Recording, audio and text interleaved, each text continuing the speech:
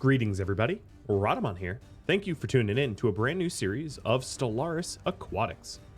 Before I start, I was given Stellaris Aquatics for free by Paradox, so this is sponsored content. This series is going to be a Let's Play tutorial. In this series, I'm going to create a new empire based upon the Stellaris Aquatics DLC, but I also wanted to let you know that all of the other DLCs are enabled because I own them all. And I'm going to be explaining all of the game mechanics that I can as thoroughly as I can. So if you are a potentially new player to Stellaris, or you're interested in Stellaris but would like to learn how to play, this is the series for you. So let's start creating a new empire, because of course this is complex in itself. I am going to be picking the aquatic appearance, and I'm just going to go with the default aquatic appearance here.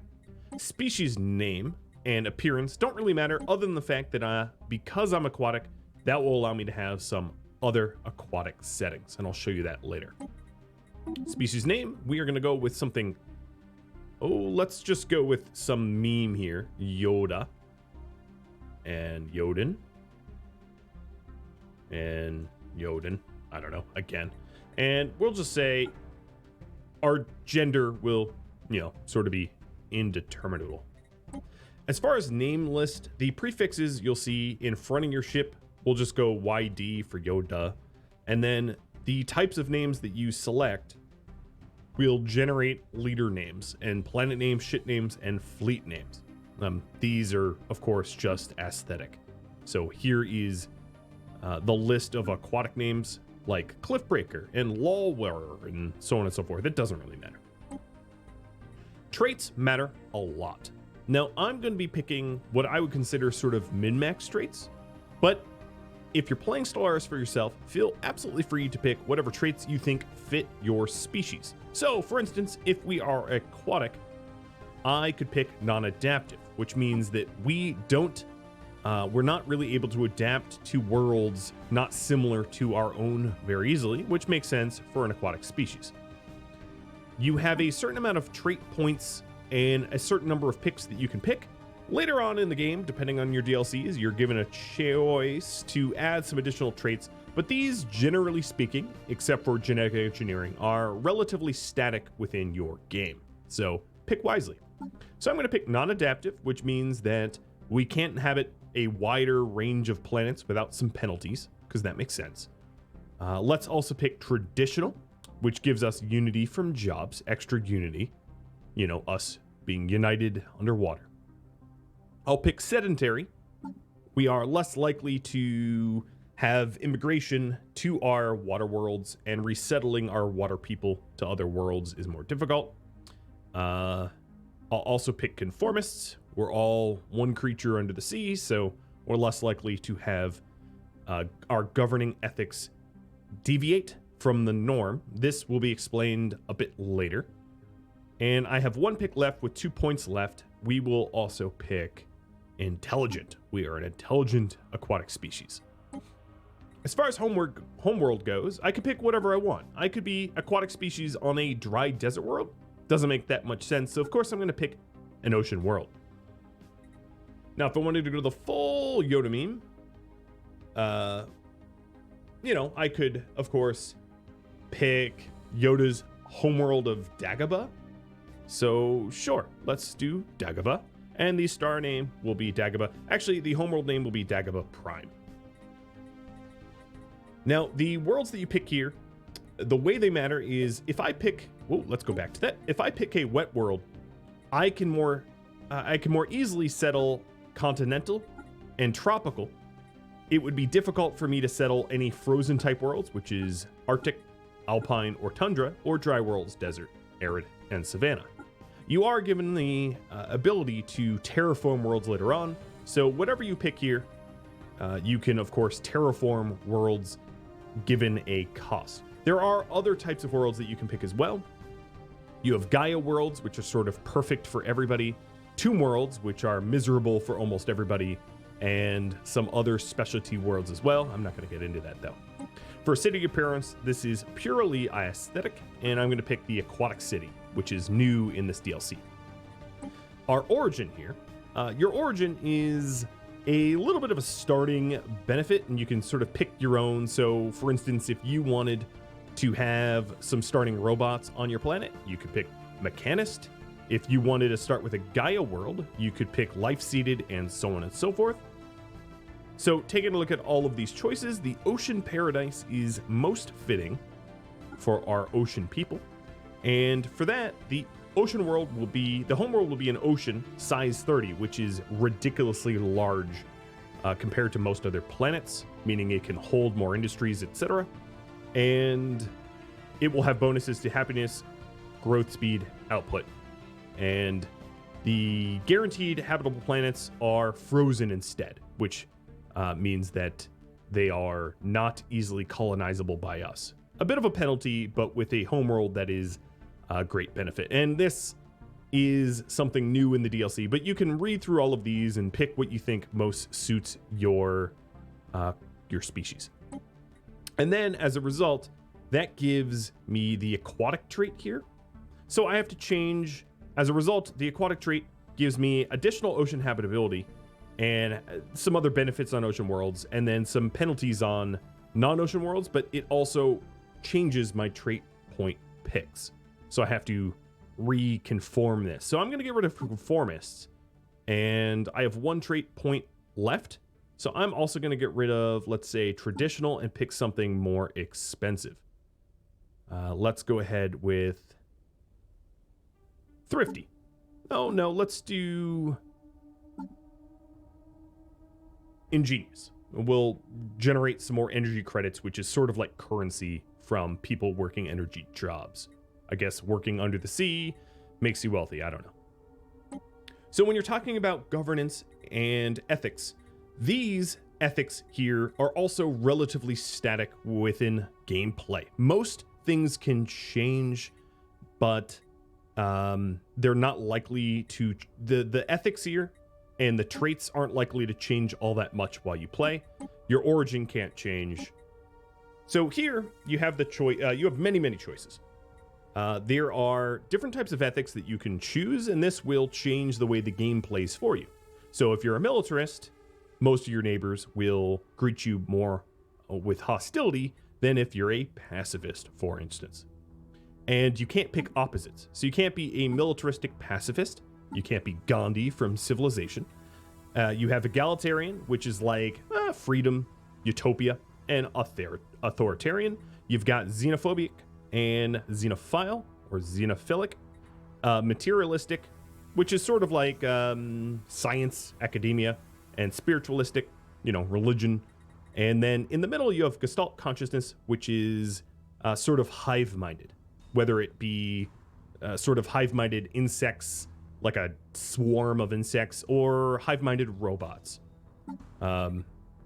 I'm not going to pick Gestalt Consciousness. I would say for new players, Gestalt Consciousness actually might be a little easier because you don't have to deal with things like faction, happiness, etc.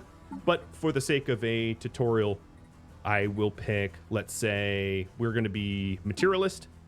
For the researching, we'll be Egalitarian. For sort of the nice utopia, underwater utopia. And then let's also pick xenophilic. We will enjoy interacting with other factions.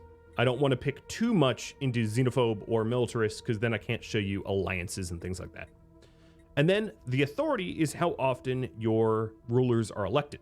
Now, because I have an egalitarian society, it's going to require me to have either democratic or oligarchic elections every 10 or 20 years. Whereas if I was not egalitarian, I could pick dictatorial or imperial. If I was Gestalt Consciousness, I could pick hive-minded or machine intelligence. And then there is also corporate.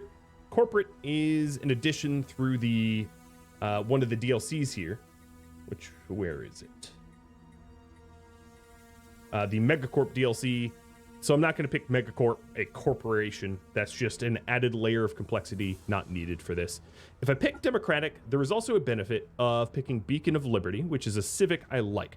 Now, your civics can be changed with a little bit of an expense, but your civics are a little bit more flexible than your ethics. Your ethics are not likely to change almost at all. Only unique situations or rare situations within the game do your ethics change. And your traits, as I was saying up here, can be changed. Generally, your traits are only changed when you choose to change them through genetic engineering. So I'm going to pick Beacon of Liberty, and then I have one pick left.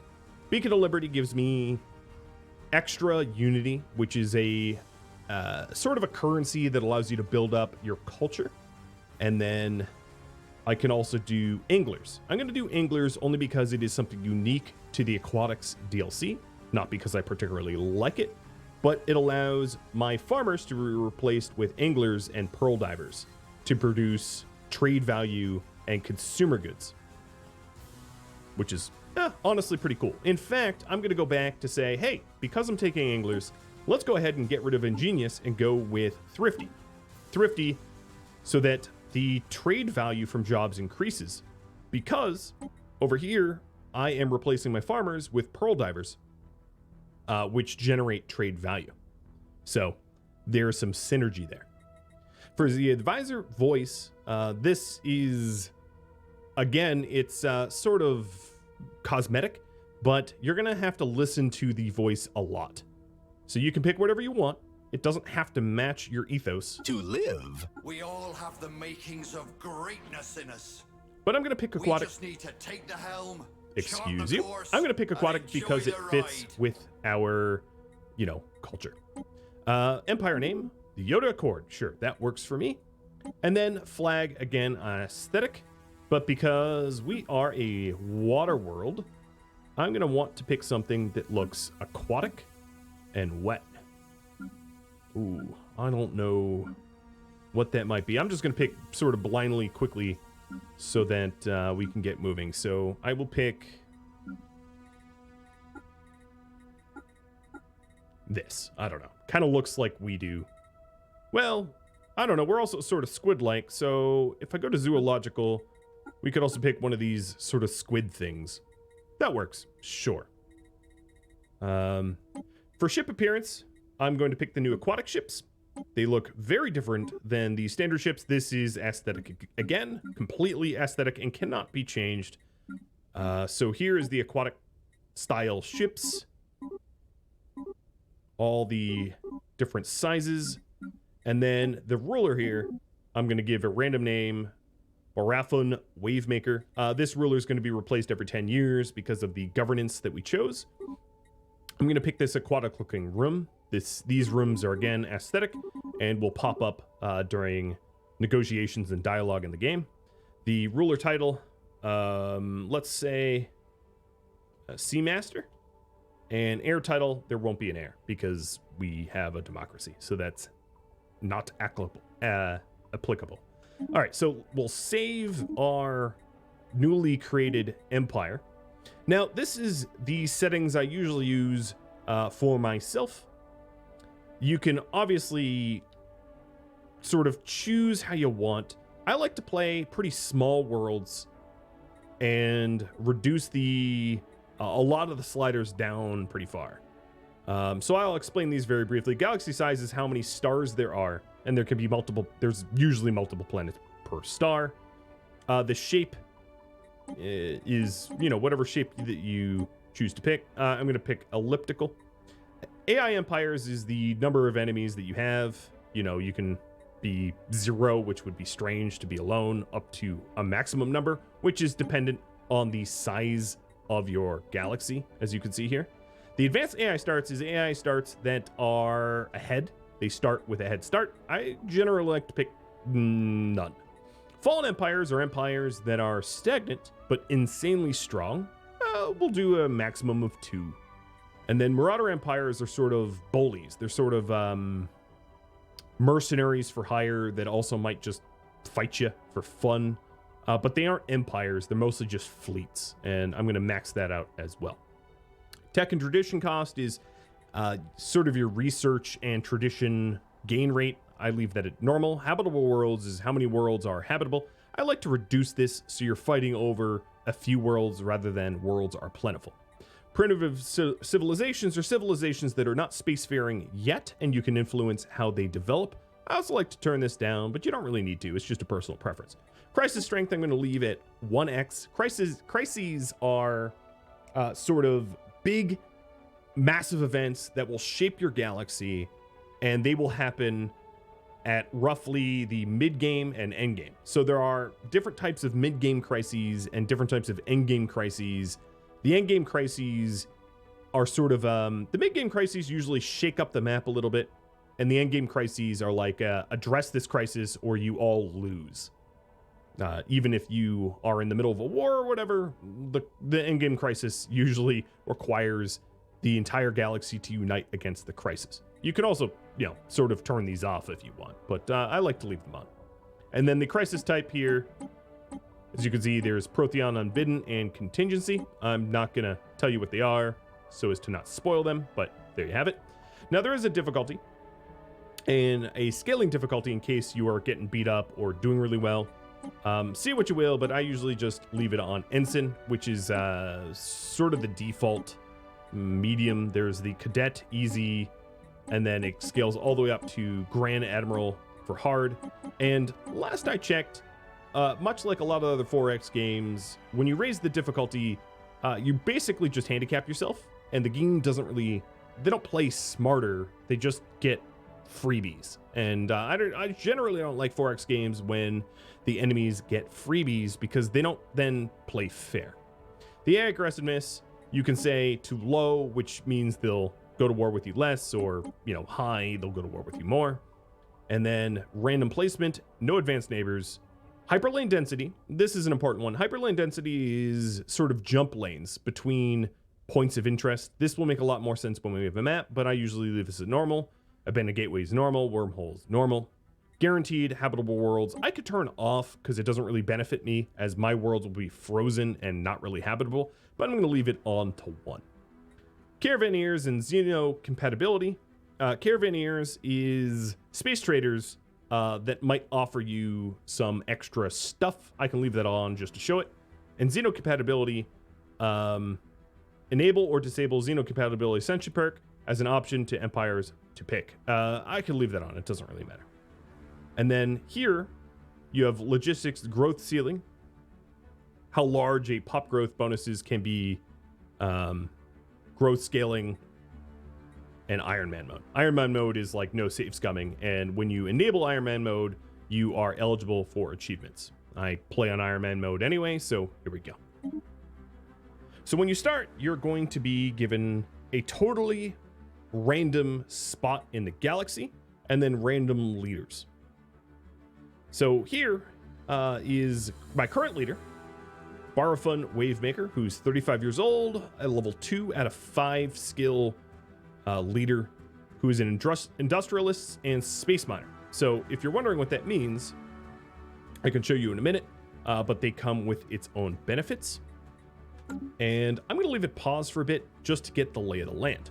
So if you take a look here at the galaxy map, which is M or Mike, you can see that we are nestled here in the sort of 7 o'clock or 1900 spot. Not too close to the galaxy core, not pretty close to the edge, the Yoda Accord. And then this is the solar system we're in. If I hit M again, so we have Dagobah Prime, my very large ocean world with a rather healthy population to start. And I know this is going to be overwhelming, but I'm going to go through it quick. So at the top here, we have the different resources. Energy credits, which is kind of like currency. Minerals, which you use to build infrastructure. Food, feeding your population, which is relevant unless, of course, you're a robot. Consumer goods, which is sort of goods that your populace consumes to stay happy. Alloys, which you can use to build space things. And again, I want to mention that this is a way oversimplification, but for the sake of not blowing your brain, this is how I'm going to label them. So alloys would be like building ships and space stations. Influence, which is used to claim things before a war. So like, I want your territory, you can do with influence, or you can use influence to claim unclaimed territory. Very, very important to have as much influence early game as you can, so you can expand as fast as you can.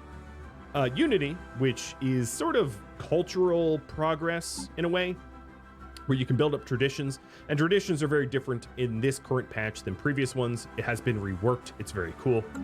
And then you've got science.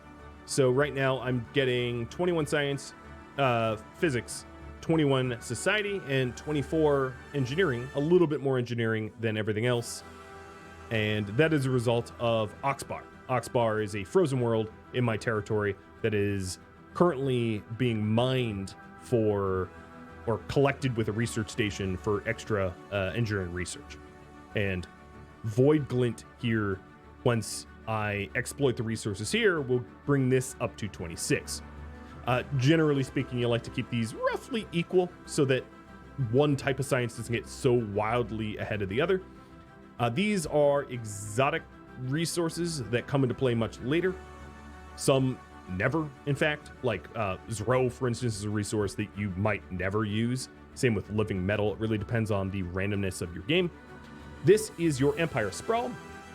The larger your empire is, the more administrative requirements it has. If you exceed your capacity, you get a little penalized with, your traditions, culture, research. It develops more slowly, so you want to try to stay under your cap, and there's ways to increase your cap. Envoys. So you start off with 3 envoys. They are sort of like leaders, but sort of not, because they're all very generic, and they can be used to try to make contact with other species or improve relations or spy on neighbors. And I'll show you that later when I have neighbors. Your total population, your starbase capacity. So by default, your homeworld will start off with a starbase. So here it is, the Dagobah Station, and it has a shipyard, trade hub, and crew quarters built into it. I know I'm going very fast. And then your naval capacity. Naval capacity is how many ships you can support. Again, if you go over this max, it will allow you to. You just pay a fee. It gets more expensive. Same with starbase capacity. You can go over your maximum, but it gets more expensive. On the left here, you've got contacts. Contacts would be people you've met, whether they're other empires or marauders or fallen empires or whatever, enclaves. Then you have the situation log. Your situation log is somewhere you're going to go often to sort of analyze what is currently happening. So this situation log is saying that my leader has promised that I build 2 districts by the end of their term, and I will get 6 months worth of unity at a maximum of 1,000 if I fulfill this. And I have to build 2 city districts. Okay, maybe I do that, maybe I don't. I'm not sure. Then in the situation log, you also have anomalies, which will become relevant once I start surveying, and the victory condition. So right now I'm in 12th place, which is like dead last. I think I only had 12 other other people, but I've not unpaused this, so it's not really an account of how well I'm doing, because we've just started. And then it will give you a breakdown of your score. The market, which you can exchange goods for energy credits and then buy goods with energy credits. So energy credits kind of act as a universal currency. But of course, there's a market fee, and the more you interact with this market, the more expensive it is. So if you're trying to buy a lot of alloys, every batch of alloys you buy drives up the price of alloys. It eventually normalizes, but don't rely too heavily on the market, but it's really good in a pinch. I use it a lot in a pinch. Planets and sectors. So this will label all of your planets and what sectors they're in.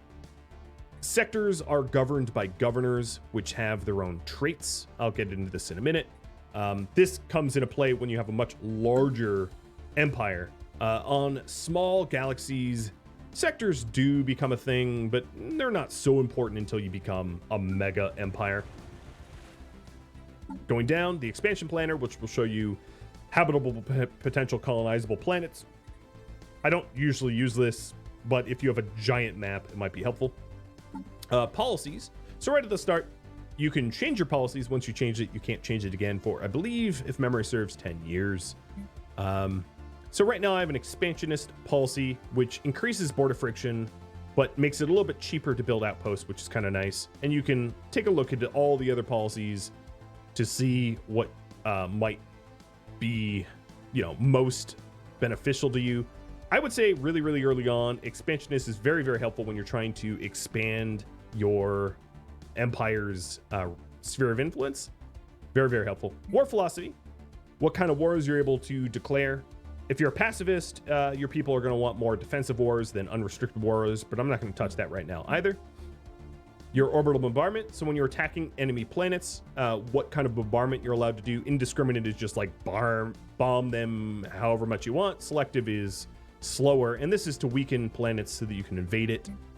Pacifists, of course, will want more selective or limited bombardment, and then if you're really, really evil, you can Armageddon bombard, but of course that's not unlocked to me because I'm not super evil like that.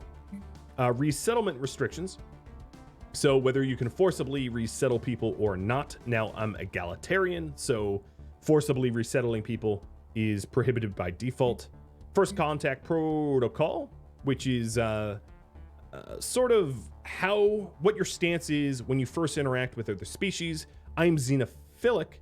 I like other species, so it's going to be proactive, meaning that I can contact new people faster, and I gain more influence from each successive first contact that I make. So it's really good for me to contact people for influence, because influence allows me to expand my sphere of influence, my empire. Initial border status will be open. Open is better than closed when you're trying to make friends. Closing your borders means none of their ships, whether it be warships or science or construction ships, can enter your border. And then open is you're allowed to go through freely. Generally speaking, if you're friendly or neutral with people, they'll have open borders with you. If they hate you, they'll close their borders. And if they close their borders with you, you might want to, in turn, close your borders to them. Your economic policy. So civilian would be that I produce more consumer goods from jobs, but fewer alloys. Mixed is neutral, and militarized is more alloys than consumer goods. You can use this dial if you're dialing up for a big war to make more alloys, or if you're just trying to be super, super peaceful all the time, more consumer goods. Generally speaking, I find myself at a lack of alloys than consumer goods, but it's really up to you. Trade policy. Currently, I just have trade value earns us energy credits. But depending on your empire settings, you might have other choices here. Whether robotic workers are allowed or not. So we are materialist, which means we like robot workers. If you were spiritualist, it would mean that you would not generally like robotic workers, and it would be outlawed by default. Population controls, whether we can sort of limit the ability for different species in our empire to not procreate. So, we're going to have it prohibited because we're egalitarian. Slavery, again, we are xenophilic and we're not authoritarian or xenophobic, so we don't allow slavery. And then purging. Purging is to kill them or displace them. And we are not going to allow purging either. In fact, we can't even do a displacement or allowed purge because we are, again, xenophiles. Going down, we have edicts. So these edicts are stuff that you enable for an upfront cost, and I would highly advise you not to turn one on at the start of the game. You can have a certain amount of edicts on at once. If you go over your edict capacity, it increases your empire sprawl. You can have multiples, but it just bumps your sprawl up, which is fine. The reason I say don't enable these at the start is influence is absolutely needed to expand your territory, and that's way more important than turning on one of these edicts. But you'll unlock other edicts later on. Societal management. So this is the tradition tree. When you gain unity, you'll unlock traditions, and traditions are very, very powerful when you get all the traditions unlocked, and this will make a lot more sense when I start to have unity. You unlock ascension perks, and ascension perks can really help to powerfully shape your empire. Relics, which is part of a DLC as well, the archaeology DLC, and when I find these, I'll explain it, but it won't make sense without finding them. And then crises, again, when I get there, I can explain. Here's the ship designer, where you can design your own ship. So this is the generic Corvette that exists in my empire. It's called the Ripple. I'm going to turn off auto-generate designs so I can actually design my own ships. And I'm just going to show you the design, but the design at the start of the game is usually just fine. So you have different sections, a missile boat, which gives you a missile slot and a small slot for either laser or kinetics. An interceptor, which is 3 small slots for lasers or kinetics. Or a picket ship, which is 1 point defense to shoot down missiles, and 2 slots for lasers or kinetics. By default, it will have an interceptor, or at least for me. And then over here you have, and these, the type of weapons that you get, the 3 main types of weapons are sort of kinetics, which is like mass drivers, lasers, and missile torpedoes. And there's some other exotic weapons in there as well. Mass drivers, as you can see, do extra shield damage and lower armor damage. Lasers do lower shield damage and more armor damage. So it's good to sort of mix it up, because if I had, let's say, all mass drivers and I went against a ship with all shields, or all armor rather, I would have a hard time blowing it up. So it's a bit of a rocks, paper, scissors. There's also some range and tracking and accuracy to consider. So the range of mass drivers is better than energy weapons by default. The accuracy is lower, so there is a bit of a cost, and the average damage per second can be factored in as well. So the average damage per second of the red laser is a little bit lower than the small mass driver, but all in all, they're relatively the same. Now, if you do notice that your neighbor who's getting really aggressive has a very specialized type of ship, like they all have shields or they all have armor, you might want to design some ships to counter them. All ships will have a reactor, and these get better with technology. Hyperdrives, which allows you to jump more swiftly between hyper lanes, which is these white lines on the map here. These are hyper lanes. And I'll explain that a little bit later. Then the thrusters, which allows you to move around within your solar system. Better thrusters moves your fleet faster. Radar systems, which allow you to detect incoming ships on the hyperlane, and then also accuracy for your weapon systems. And then extra combat computers, which I don't have any unlocked at the moment. So by default is just swarm tactics. Go swarm the enemy. Here is specialty components. So I could add a reactor booster. If I added the reactor booster, up here, as you can see, the power available to my ships go up, which then slightly increases my average damage. Because I have an excess power of 2%, so my damage here is 6.85, which out this, it's 6.17. But the cost goes up as well. So you have to think about the cost benefits. So right now, by default, this Corvette costs 100 alloys, which I have exactly 100. And as I outfit it with better stuff, the cost will go up. And it will also eventually include some exotic materials like exotic gases or motes or crystals, depending on the types of weapons and outfittings that you set it up with. And then here is the shield slots. So you can then set it up with deflectors or armor as you see fit.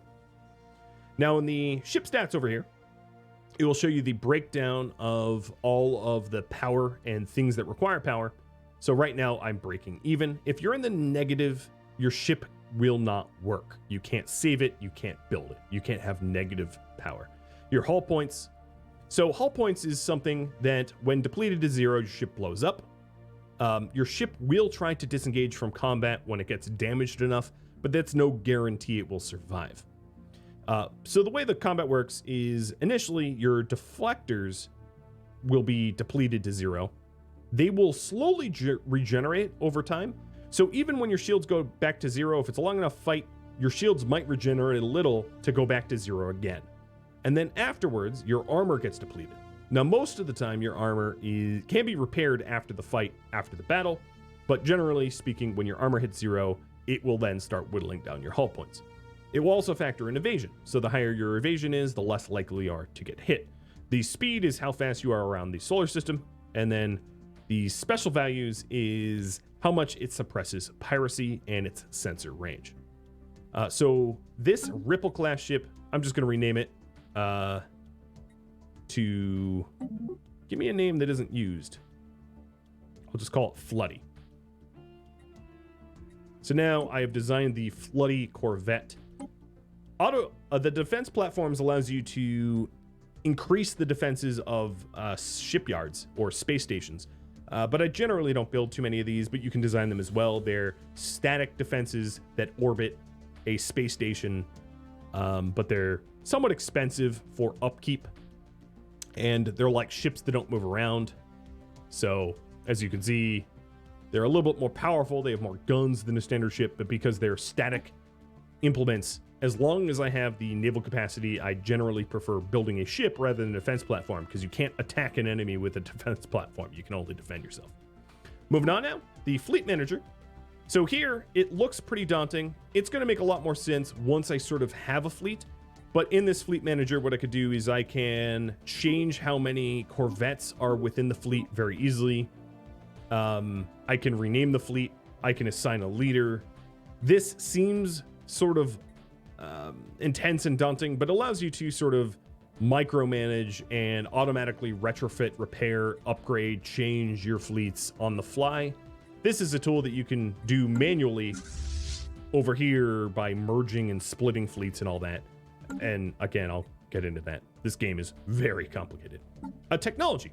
This one's a little bit more straightforward. There's 3 types of technologies. There's physics, societal, and engineering.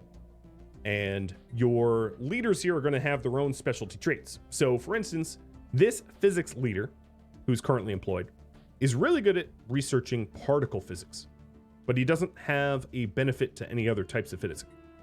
This leader here just lives longer. So no special type of science that is faster. And this one has a generic blanket 5% bonus. I generally lean towards leaders that have a blanket bonus, and you can always change your researchers here, but it does cost energy credits. So in order to do so, there's a few ways to do this. You could either click on the portrait, and you can see all of the leaders that are currently employed in your society, your empire.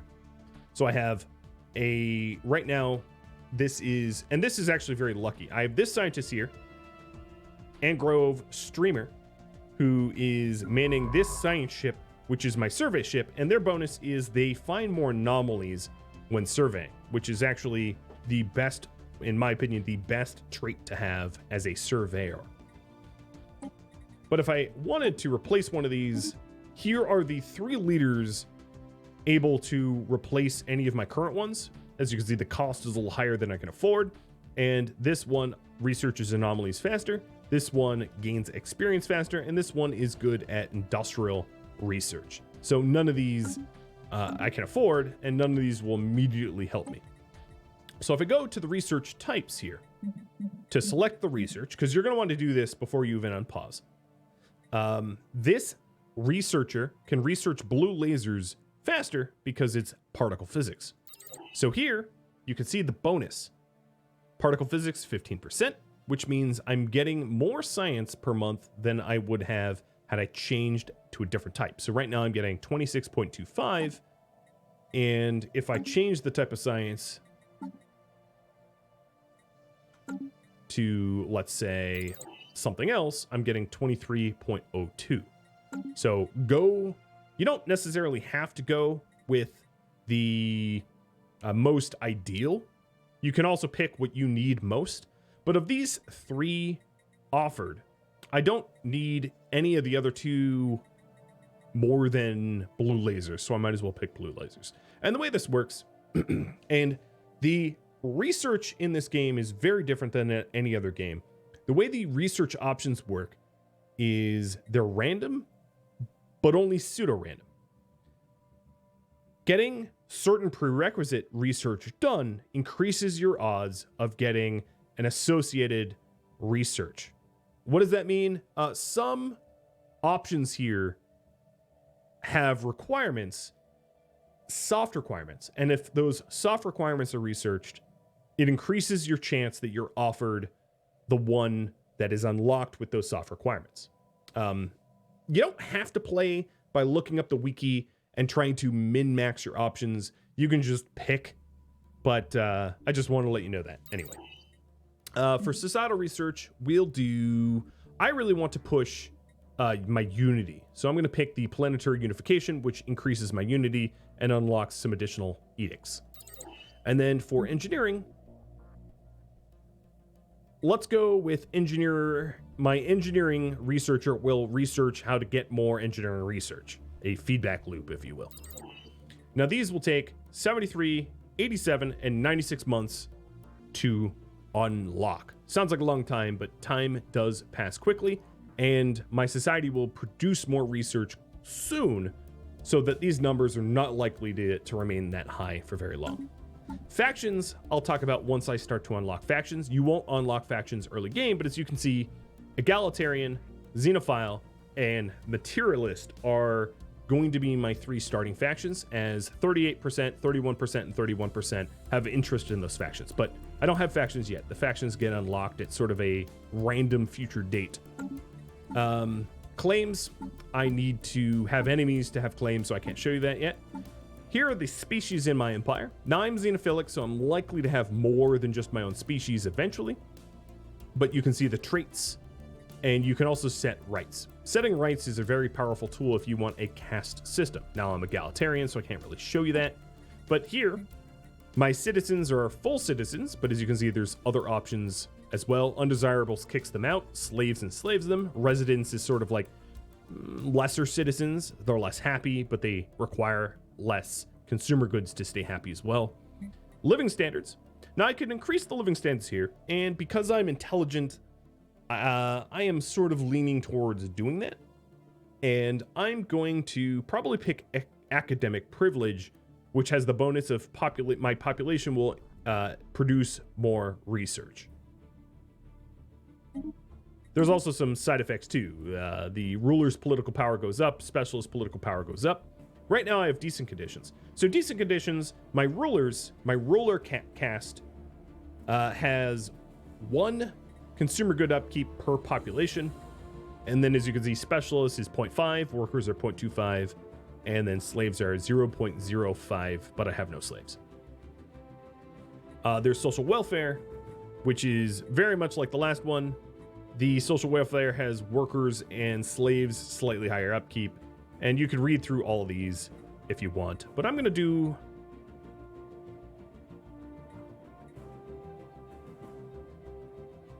Actually, I'm going to do utopian abundance.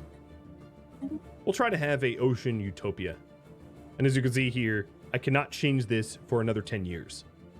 So you have to be careful, because if you can't afford it, it can really hamstring you, which is not good to do. Military service, who can enlist?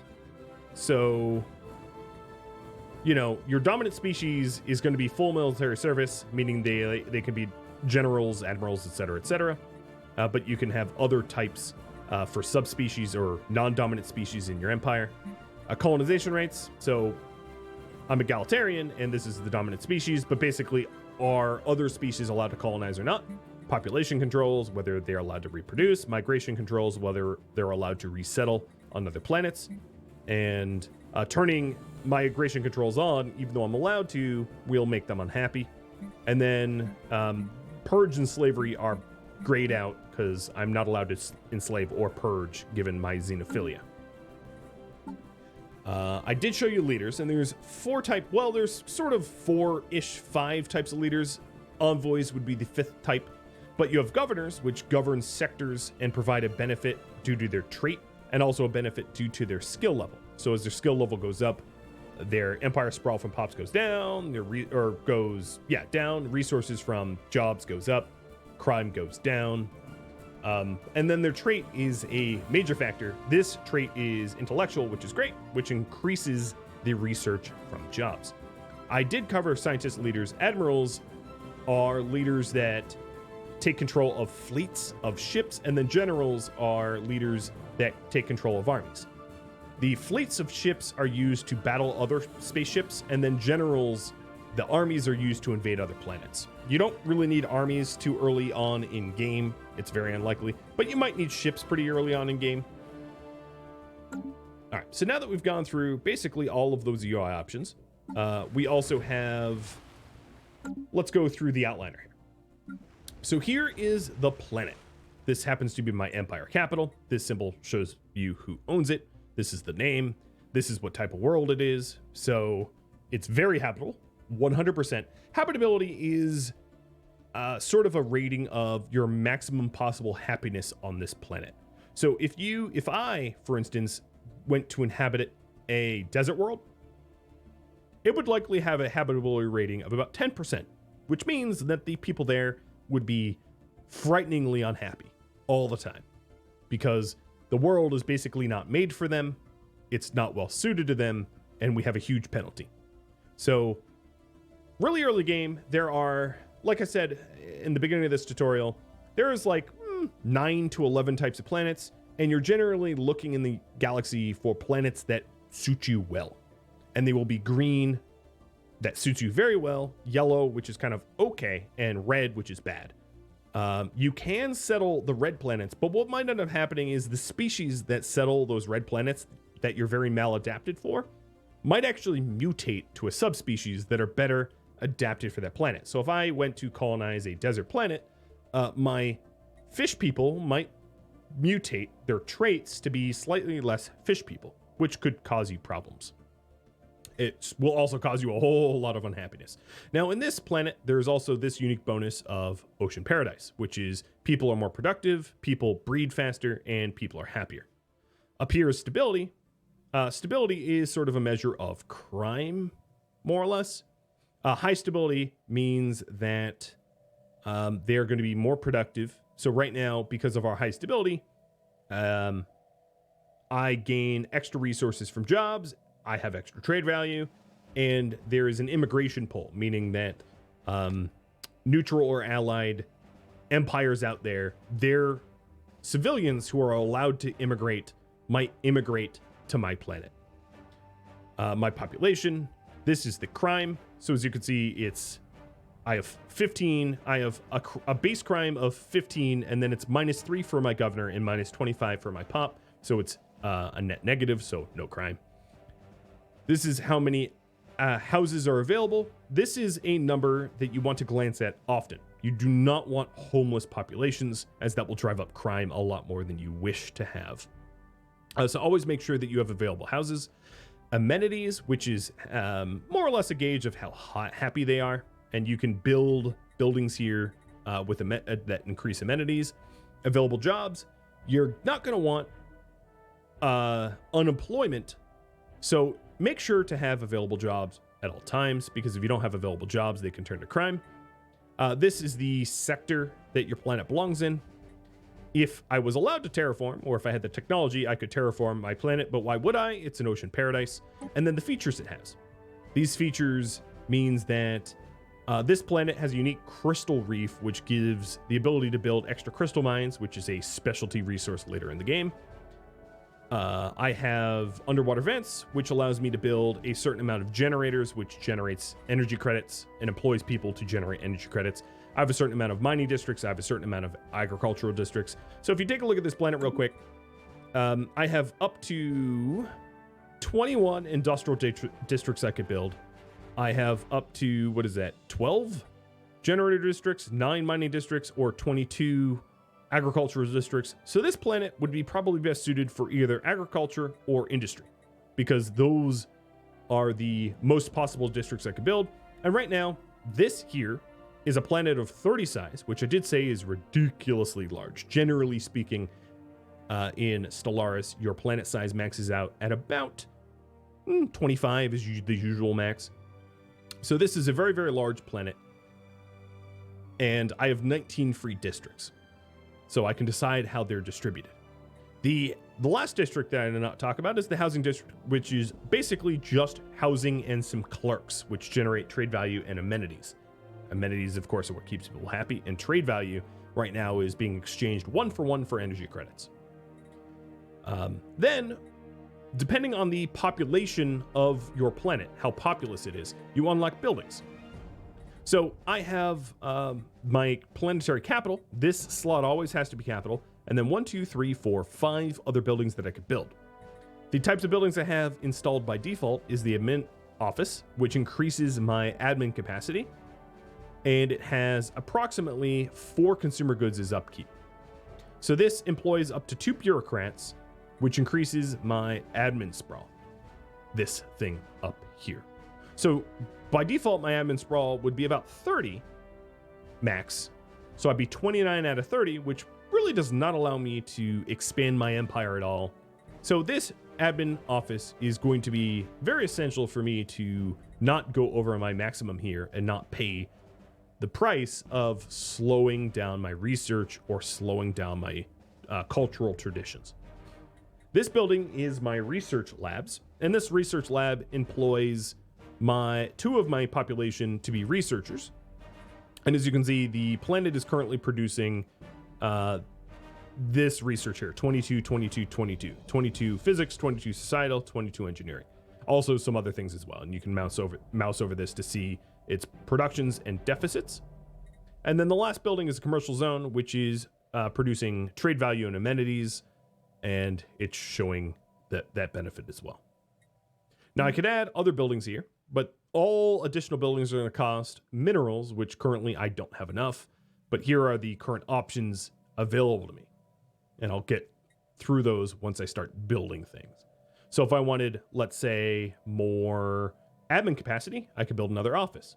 If I wanted more happier populace, I could build hollow theaters, which is for unity and amenities.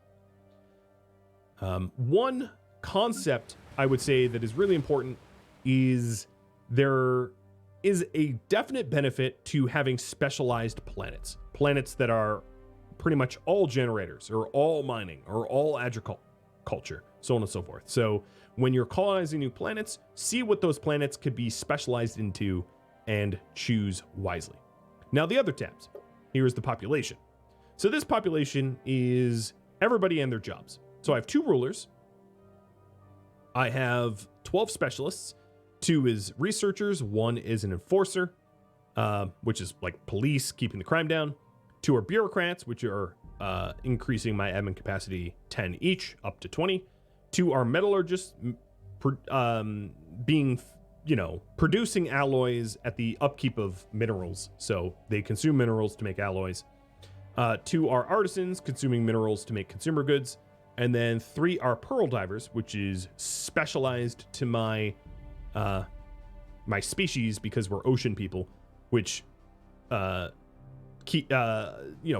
consumes food and minerals to produce trade goods or consumer goods and trade. And then the worker class, of which there are 14.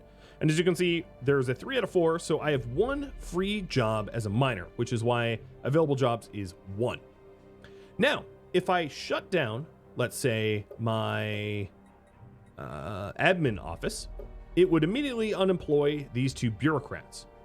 Those bureaucrats would take a while before filling that miner role. They don't change castes instantly. They would change laterally, but not vertically instantly. So if I wanted my angler to work as a miner, I could do that instantly by clicking mining and prioritizing it over angling. Easy enough to do, done. So now 2/3 angler, everybody is mining. But I don't necessarily want to do that. So these workers are working as clerks, which is producing amenities and trade value, technicians producing energy credits, miners producing minerals, and anglers producing food. And then you can see the totals up here. I'm not in a deficit anywhere. Armies. By default, your planets are going to be protected by 2 little battalions. You don't really need to recruit sort of garrison armies. They're just expensive. Don't do it. I'm telling you, don't do it. Yeah, pretty much only add armies when you're ready to invade enemy planets. And then corporate is about the Megacorp DLC, and I don't have any corporate partners or anything like that to show, so I can't show you that. Here in the shipyard, we have this station is a starport. I call it a shipyard because it has a shipyard built into it. So this shipyard will have an upkeep, and with 1 shipyard, I can make 1 ship at a time. If I turned my trade hub into another shipyard, I can make 2. So you can make up to 6 ships at a time in a station. As you can see, these are locked. They're locked because you have to upgrade with technology to get a larger space station. And space stations are going to be definitely the backbone of your shipbuilding and of your empire to some degree or another. And there's different buildings that you can build in here. So I could build anchorages, which allow additional ships max in your naval capacity, so you can have larger or more ships total. Your gun batteries, which help defend your borders or help defend choke points. Missile batteries does the same thing as gun batteries, just a different weapon type. So gun batteries are sort of lasers and kinetics. Missile batteries are missiles. And then trade hubs, which allow you to collect trade goods from planets that are from systems rather that you own. And then buildings here. So those are modules. Buildings, I have a crew quarters, which makes it cheaper for a fleet to stay dry docked. So basically, if you have a large fleet that's expensive, if you park it at a station with a crew quarters, it makes it less expensive to park it there. But I can change this over to resource silos, which increases my maximum storage capacity of resources. So like energy credits is 100 out of 50,000. This would increase it up to 52,000. Minerals up to 15,000 would go up to 17,000, so on and so forth. Target computers, which increases the range of the weapons modules on your station. Comm jammers, which slow down ships, and so on and so forth. You can read it all if you want. I'm not going to touch that right now. Here's my fleets. And because I changed the design of my ships, I'm going to go ahead and upgrade my fleet for 3 alloys, which will change. Actually, let me hold off on that for right now. There's a good reason to, and I'll show you in a second. But here are the 3 corvettes in my fleet. I don't currently have an admiral to lead them, so they won't have some sort of benefit. And here's their stats, like 100% hull, armor, shields, how much they protect against pirate fleets, how many ships there are, and that I can even look individually at each ship, which are, given their own random names. These are their stances, so setting them to attack a specific target, changing their types of orbital bombardment when they're attacking enemy planets, and then whether they passively go where you order them to, or if they aggressively chase down enemy fleets. Your construction ship is the one able to exploit resources on the map tile. So what I'm going to do is I'm going to build a mining station. I'm going to build a mining station on PX414, which will give me 3 extra energy credits per month. So currently, I have 100 minerals and an income per month of 20. I'll spend 75 to increase my monthly income to 23. And then your science ship. Your science ship is very, very important, just about as important as your construction ship. Your science ship has to survey other solar systems in order to expand your boundary. So take a look at this map. I'm going to expand in what I think is going to be a choke point, the most likely choke point between me and a neighbor. So given that I am close to the edge of the galaxy here, I'm not likely to have a neighbor nested between me and the edge. Just from my experience, many, many, many hours of Stellaris, that's not likely to have an enemy society over here. There's 12 of us scattered somewhat randomly, but evenly distributed over this galaxy. So I think I'm going to go this way. What I'm going to do here is click on my science ship, right-click this star system, and say Survey. You can only annex territory that is fully surveyed, but you don't have to survey everything. I could just randomly explore.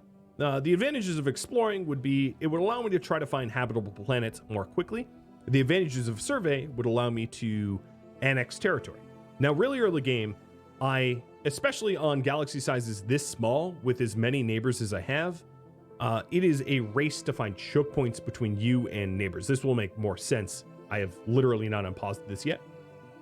But if you are on a huge galaxy with very, very few other enemy empires, it's not how I prefer to play, but if that's how you prefer to play, you don't necessarily need to race to the choke points. It's not going to be as important. So now that I've set up my science ship to survey this, I am ready to unpause, which is the spacebar. Now, your income comes at the top of every month, so I have to wait until February 1st to gain more resources, but my ships will immediately start moving. As you can see, my science ship is starting to truck along to the node lane. Now, anyone coming from this unknown system, when they enter my solar system, will enter here. So that's another important point, is when you have an enemy fleet incoming or outgoing, you know their entrance point or exit point with these arrows here. Now, the reason I didn't spend the alloy to increase this fleet is sort of moot already, but the reason being is one of the things I like to do very early on is to recruit another scientist to help survey, because surveying around your area as much as you can early game is really important. So in order to do that, I'm going to want 200 energy credits. And you might wonder, hey, you only have 167. So one of the ways I could do this is I can go and say, you know what? My income of food is +8 every month, so I have a surplus. I'm going to sell 100 of my food for 70 energy credits. So now I have 237 energy credits. And then I can go back to the leadership screen, and I'm going to recruit the carefree leader here. Now with this carefree leader, they can't really do anything without a survey ship. So then I go to my shipyard, and I'm going to build a science ship. So the reason why I didn't retrofit these guys is I did let a month pass, but if I hadn't let the month pass, I wouldn't have been able to afford a 100 alloy science ship if I had spent those 3 alloys that I had originally out of the 100 that I had to drop myself down to 97. And also, when I retrofit these ships, they are going to take time to retrofit, even though it's really basically just renaming them. And the reason I'm renaming them is I'm renaming them from whatever Corvette type to the Floody type, so I can start to control how they're designed. But there we go. So now I have recruited another scientist, and I have queued up another science ship to be built. Science ships without leaders cannot act as scientists. So here we are in a brand new solar system, the first solar system I've traveled to. And here, as you can see, it is a system called Kraz. It has a G-class star. It is currently in a nebula, so there's some environmental effects, which is that our shields are disabled. We move 50% slower, but we are 30% additionally evasive. So if I had an enemy that had all shield ships and they were coming to attack me and they wanted to attack me in this system, it would be good because this nebula would disable their shields. And then, in order to annex Kraz for my empire, I have to survey every single point of interest here. The fleet has been refitted. So I'm going to be surveying each and every world.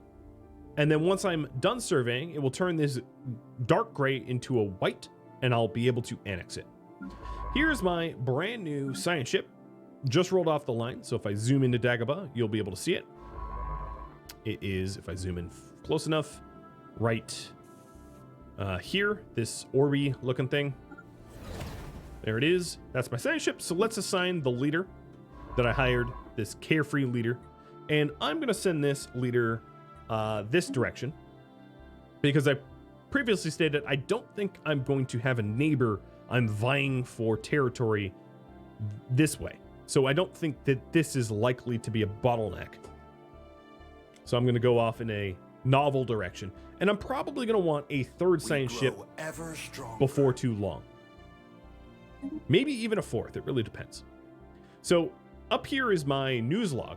This informs me that my fleet got upgraded to the Floody style ships. So as here we can see, it is Floody class for all 3 corvettes as I designed. And then I can right click it to dismiss it. And then this indicator shows me that my construction ship has built that mining station. Now, if you're wondering, hey, didn't you tell me that you had an income of 20 and building that mining station will bring you up to 23? Yes. But resources change. So what ended up happening here is those minerals that I had previously have now been consumed by something else, by things that I've built or by a change of jobs or whatever. But all that really matters is that I have to make sure to keep these numbers in the white, not in the red, not in the deficit. So this construction ship is now free to build a research station at Void Glen. So I don't quite have enough minerals to do that. I am still lacking 12, but I'm going to have my construction ship start to move towards that because, well, all right, it's April 30th, so in one day, there we are, I have enough resources for Void Glen, and that's going to increase my engineering research. Now, I did mention previously that this was like 96 months or something like that. These numbers are going to drop as I add research to my empire.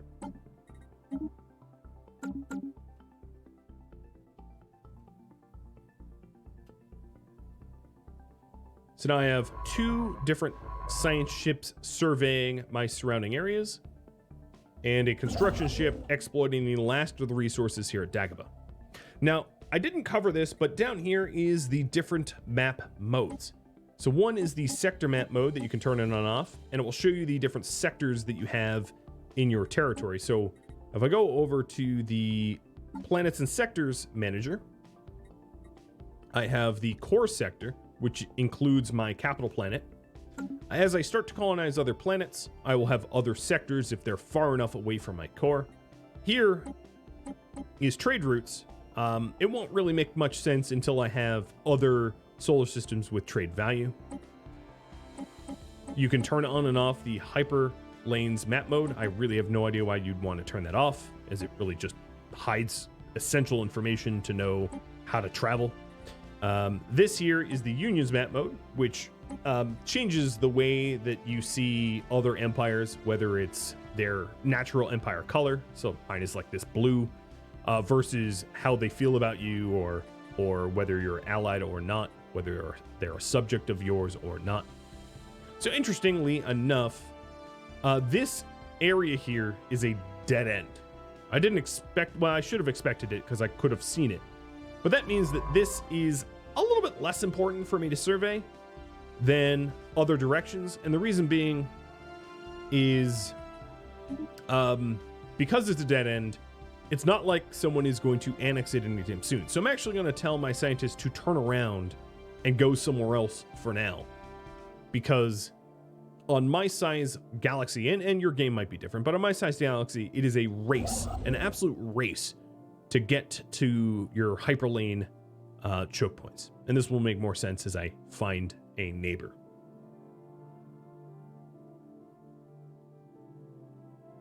You can also change the song that you have up here playing. And here's the entire soundtrack. And then here is whether you want the game faster or slower or paused. You can also do plus and minus on your keypad for that. The indicators here. So this shows that there's a support of a construction building. So I did want to build another building, but currently I don't have the minerals to do so. As you can see, lacking minerals. I do have a lot of energy credits, however. So one of the things I could do is buy minerals with energy credits. Let's do it twice. And that will give me a little bit more energy credits or a little bit more minerals to be able to spend. And I think what I'm going to do is I'm going to save up for a holo theater to just make my population all the more happy. It might be a little ridiculous because they're already fairly happy and very stable. But the happier and the more stable, the better it is for me. I'm trying to roleplay a egalitarian, xenophilic empire. Now, as I survey Kraz, I can start to see the potential exploited resources. We grow ever stronger. So here at Kraz 1A is a molten world, and if I build a mining station over this molten world, I will gain 2 energy credits per month as income. The mining stations and the research stations do have their own upkeeps. And what I'm going to do with this construction ship is I'm going to send this construction ship to Kraz in the anticipation that I'm going to annex Kraz for myself. The next thing I wanted to do is to queue up another science ship and to recruit an additional leader. This, of course, is going to spend 200 of my 287 energy credits, and I'm going to recruit the meticulous leader here. And the reason is the anomaly discovery chance for the meticulous leaders makes them really, really good surveyors. One of my original scientists is also meticulous. So that's a trait I highly value early game. Meticulous matters a whole lot less when you've surveyed the known galaxy.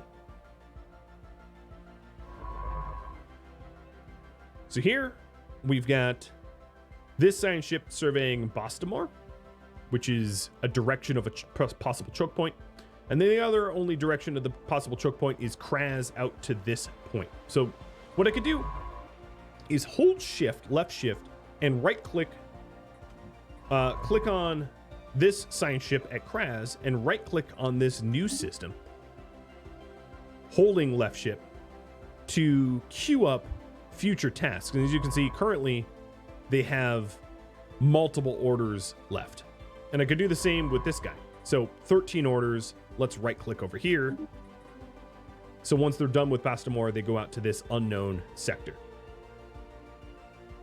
Now with my remaining meticulous surveyor, I'm going to send them up to this dead end here to survey it, because this dead end looks intriguing and has a lot of points of interest, and it might yield resources. So even though it's not in the direction of a choke point, it still could be exploited for resources if resources are to be found there.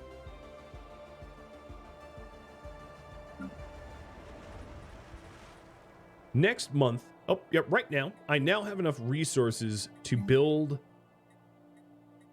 another building. So I'm going to build a holo theater. Another thing that I failed to point out so far, but I know that there is just so much to look at, is population. So in population, you can also see how fast your population is growing. So currently, I need to produce 107 growth production or growth progress to get another population. I'm growing at 4.95 a month based upon the total population of this planet and some of the other factors like it's an ocean paradise. And my progress is 59.4 out of 107. Once I hit 107, I get another population, which means that that last job that's available will get filled. When you're trying to manage macro or micromanage your planets, you want to make sure that everybody is employed and everybody is housed in homes. You don't necessarily need to build city district for homes, however, because industrial districts here have 2 housing each. Generator districts have 2 housing each, 2 technician jobs. Miners have 2 housing, 2 miner jobs. And agriculture has 2 housing, an angler job, and a pearl diver job. So if you want a lot of housing, you can build city districts. If you want just 2 housing at a time, you can build the other districts, and they come with the jobs associated. Now, if you remember in the situation log, I do have the urbanizer. So if in the next 10 years, or just shy of 10 years, I build 2 city districts, I do get a whole bunch of unity, but Dagobah has 11 available housing. So we don't really need city districts right now. So if I had an overabundance of minerals, I could build 2 city districts if I wanted that unity bonus, but otherwise it's just a really expensive sort of waste of minerals. It really depends on whether I have excess or not. So now my construction ship here is setting at Kraz. And you're only allowed to build mining stations in systems that you own. So for me to start exploiting resources at Kraz, I'm going to need to build a starbase outpost. A starbase outpost requires alloys to build the starbase itself and influence to be able to sort of use your... I mean, it's basically just currency to annex stuff and also do foreign policies and the like, and edicts.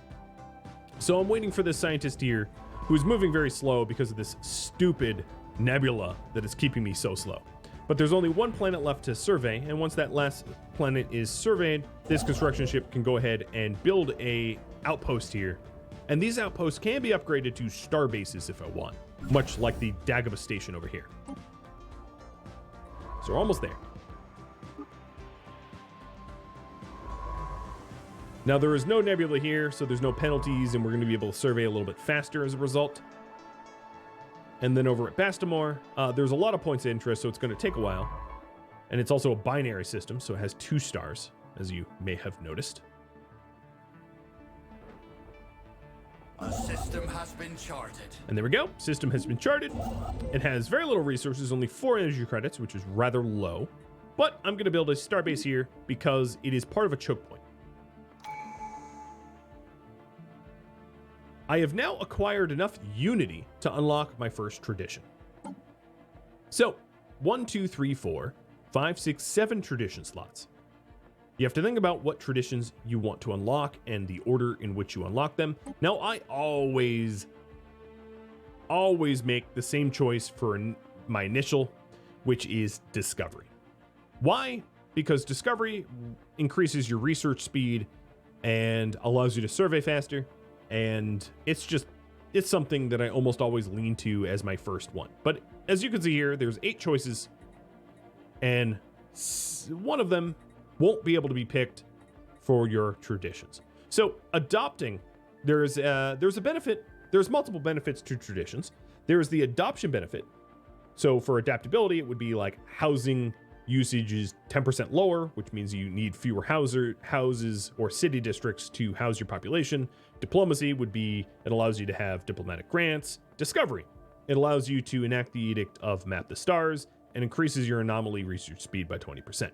And then the other is the finisher effect, which is when you're all done, what does it give you? So discovery gives me 10% research speed. Every single one of these traditions are also going to give me an ascension perk. As you can see, they all include ascension perks as a completion bonus.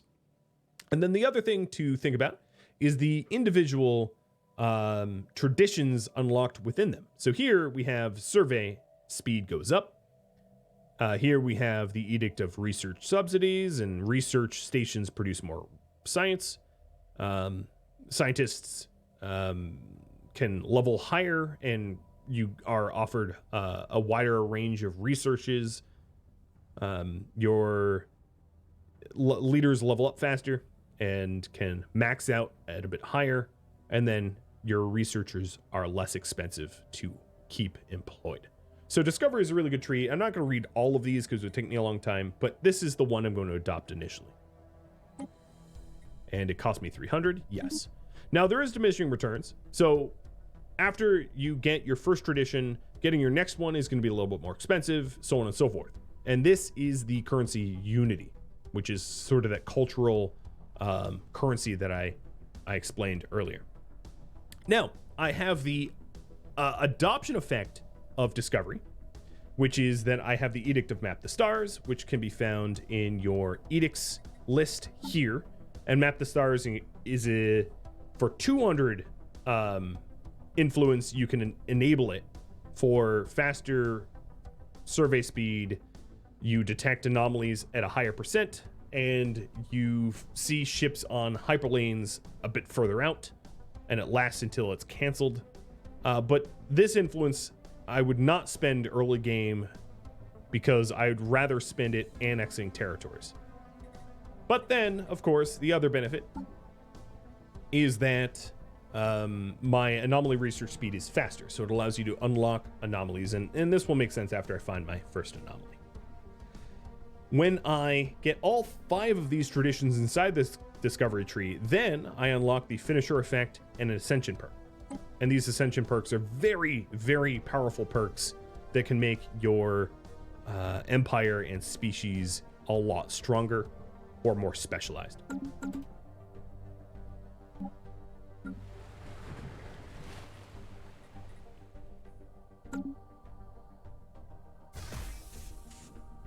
These bars here are the progress that the ships are making towards whatever goals they have. So as you can see, this giant ship here. Oh, perfect. We have anomaly. So here is a little trick.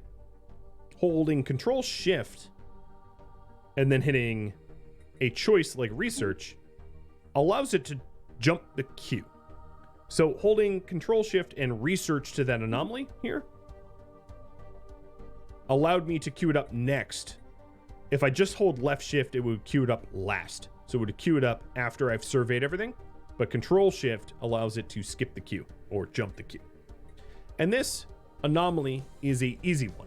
It is a level 1 anomaly. The way that you analyze anomalies, and actually what I'm going to do is shift my leaders around. And I'll explain why in just a second. So let me fire this scientist, and they can teleport. Don't ask me how. I'm going to fire this scientist. In this spot, I'm going to employ the meticulous scientist to survey with the discovery chance. And then over here, I'm going to employ the carefree scientist, which researches anomalies more quickly. And then I'm going to queue them up to research this anomaly with the benefit of 35%. That's why I swapped them around. Your leaders don't really... I know it doesn't really make any sense that I could switch them around even though they're like light years apart, but whatever, it's game mechanics. So now, this scientist is set up to research this anomaly, and the way this works is it calculates a total research time based upon the anomaly level versus the scientist level and any other benefits. So normally this anomaly would take 120 days, but because of the discovery traditions that I have and the carefree attitude of my scientist, it is reduced from 120 to 78. So that was the benefit of switching those leaders around. And then after I research that anomaly, I want that ship to continue surveying the rest of the system. So I've just zoomed back out and queued a survey for everything else. So in 78 days, I'll show you what an anomaly looks like. But here it is in the situation log under anomalies. It's an asteroid in orbit.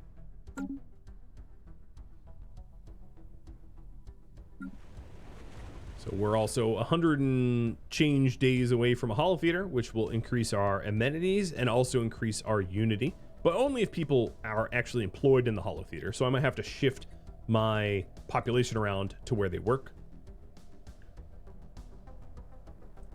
And my construction ship is about 80% done building that outpost here, which will allow me to exploit the resources of Kraz and Kraz 1A. This scientist is now surveying Jompron, and I'm going to queue them up to survey the next system over. You basically don't want to have scientists idle, ever, because it is a race to survey and annex as fast as you can. We grow ever stronger. And there we go. We have now annexed Kraz. So as you can see, the bubble sphere of influence of my empire has expanded over Kraz.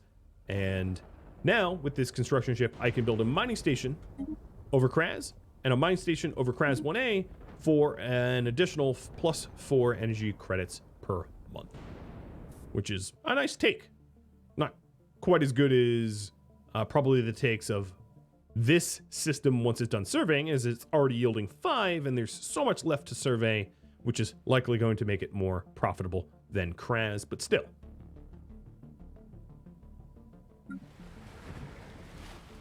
So here's an example of my population expanding. Previously, I had 1 available jobs and 28 total population and 11 housing, and now that housing has been taken, the jobs have been filled, the population has expanded, and my minerals has gone up as a result because that new population is now working as a miner. All the more reason why I queued up the holotheater, because 1 more population expansion and we would have unemployment. So here, as you can see, in 21 months, we'll gain another population given the total population and the benefits we have. And this screen is the result of that anomaly. So we can hit this here, where the hotkey is Q, to view the anomaly, and here it is. And the anomaly is going to grant +2 crystals to this trapped asteroid system. So there it is. We have this trapped asteroid. And once I understand what these crystals are, I can then build a mining station here to mine these crystals. So pretty cool anomaly. So here you can see the total resources that this system would offer if mined fully. Now on the map, green is resources that are exploited and white are not exploited yet. And you can change if they're viewed or not with this details map mode. So turning it on will show you all of your currently exploited resources. Clicking this off will only show the ones that you have not yet tapped. I like to show all. It's a personal preference. It's really up to you, but showing all will allow you to see your high value systems, what you should protect, what you should guard.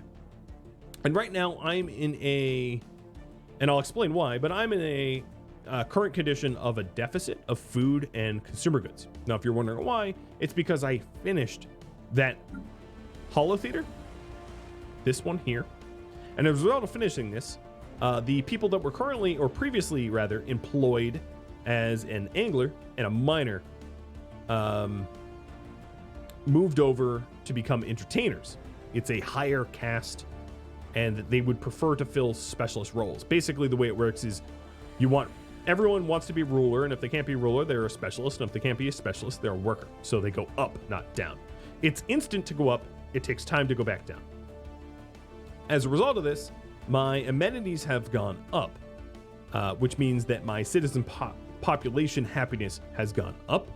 As a result, my stability has gone up, and that yields more resources from people's jobs and more trade value and more immigration pull, but also means that I have fewer people working as anglers.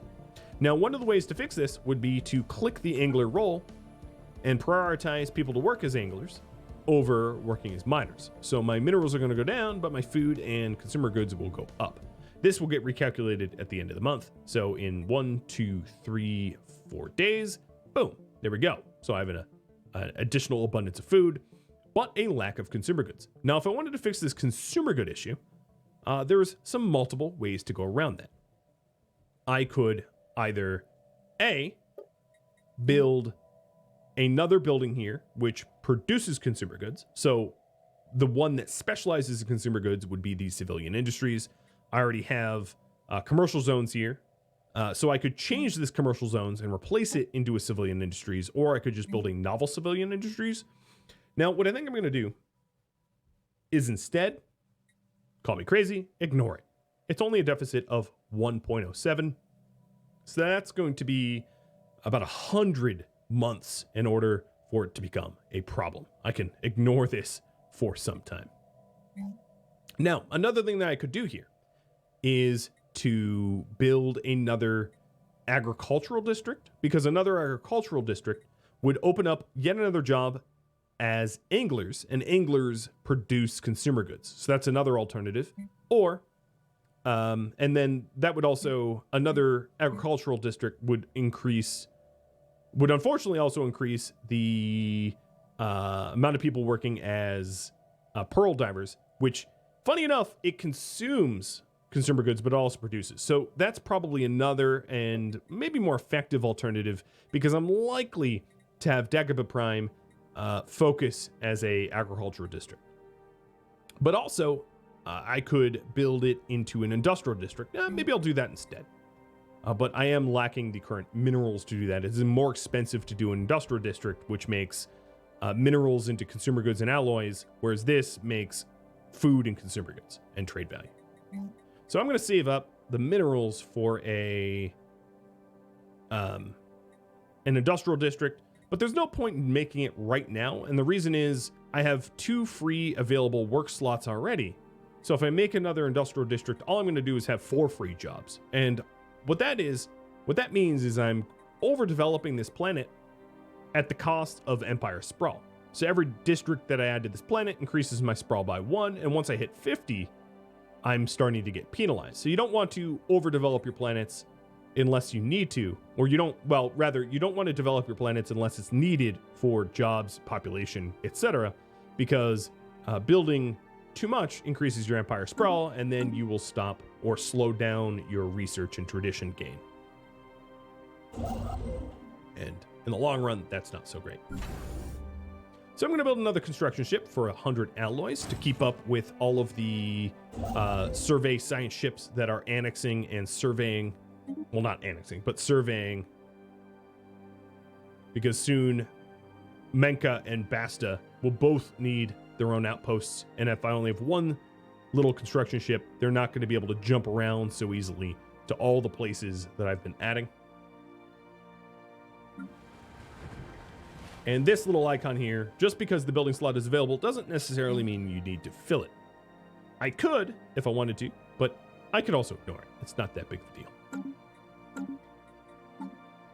So if we take a look back to the physics research, societal research, or engineering research, as you can see, it's going a little bit faster than, we may have initially thought it would.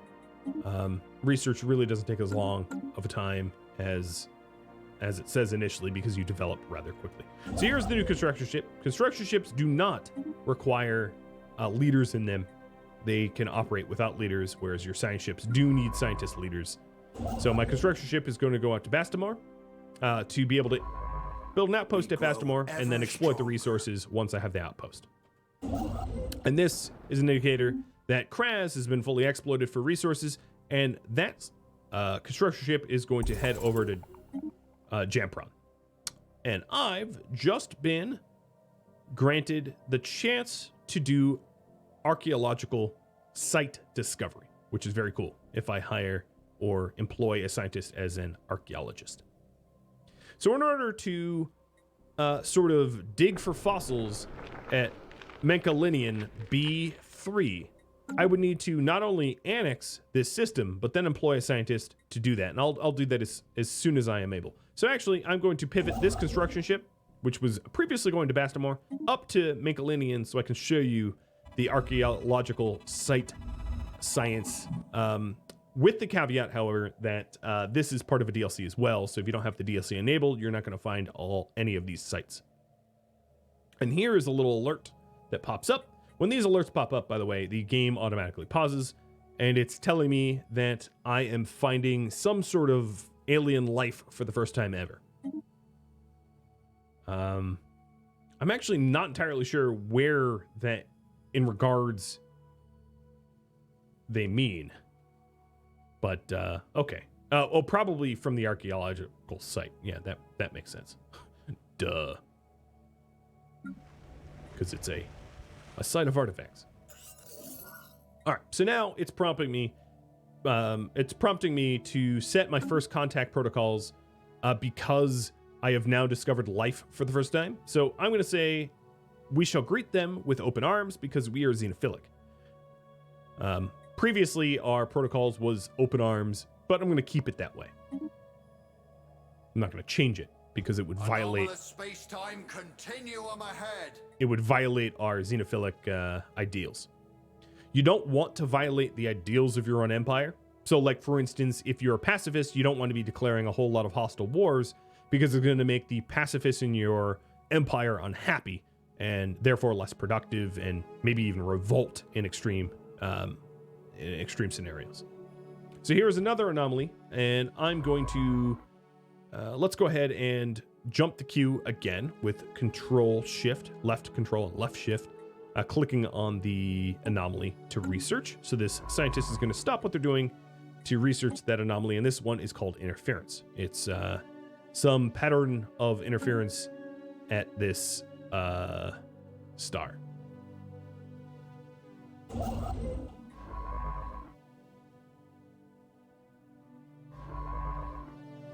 Space charts updated. Jompron is fully surveyed, which means this construction ship then can queue up a starbase here. And as you can see, this has used a considerable amount of my influence. If I undo that, you can see the difference. 121. I build a starbase, that costs 75. We're down to 46 net. So yes, you want to save your influence for annexing territories early on, definitely. Oh, and we found a few different things. I've made first contact with an unknown entity. Okay. And then if I hit move the camera to it, I found the unknown entity here, and they are enigmatic spacefarers. A system has been charted. So if I keep it paused, I can click this first contact, and this is the entity, currently unknown to me. The difficulty to make first contact is 5, and I'm going to employ one of my envoys. They're all identical, so it doesn't really matter which one, to try to make first contact with them. And the way this works, and this will make more sense as time goes on, is basically every set period of time, as you can see, for right now it is in 39 days, we will sort of roll a number. And depending on how high that number is, either we fail it's neutral or a positive result. And if it's a positive result, we make progress in making contact. And this mechanism is used for several game mechanics in Stellaris, like the archaeological research as well. So in a second here, I will show you that roll, but this is indicating that I finished the anomaly, and it has granted me a base level of science, or just a generic gift of science. So a bit of societal and physics research, which means my societal and physics research just has jumped as a result. And also my leader gained a level from finishing that anomaly research. So here it is. We have now 1 insight. And as our insights go up, we have a chance for a breakthrough in order to try to make content. So I'll check back on this as the ongoing investigation into who these beta aliens are continues. And I've just been given more, or rather enough unity to unlock another tradition. So I'm going to unlock boldly go, which allows me to survey a bit quicker. And then now, as you can see, the costs have gone up. So to boldly go was more expensive than getting discovery, and the next one costs 433. So it increases for each additional tradition, which is why it's important to try to keep your empire sprawl below your maximum. And if you're trying for as many traditions as you can, focus on unity. If you're trying for science as much as you can, focus on science, so on and so forth. We grow ever stronger. All right, let's take a look at what we just did. So we built a outposted jump run, and I want to prioritize, because I am stinking wealthy in terms of energy credits and compared to everything else, I'm going to have this researcher build the research station first and then the mining station in that order, so I get the research faster.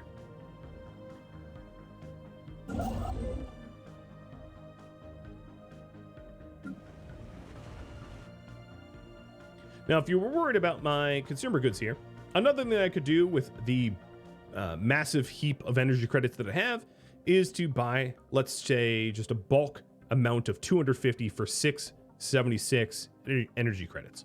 And that way, it looks less impending, like I'm about to run out of consumer goods. Not that my population cares that it looks like I'm about to run out. They really only care if it goes into the negatives. Running a deficit is totally fine, as long as it's controlled. A system has been charted. So I have fully charted Menkalinian. Normally when I would play, I would only really think about building outposts towards choke points, like Sheliak here, or Tikhim. The reason being, and let me try to explain. Imagine there is an enemy empire here, and they annex Tikhim and close their borders. That means that whatever system this is, I physically could not go to, because if they close their borders to me, I would have to go to war with them to enter Tikhim, to even go past Tikhim. So trying to grab choke points like Tikhim here, controlling Tikhim stops. If I control Tikhim and there was an enemy empire here, they wouldn't be able to go up here. So that's what I mean by controlling bottlenecks.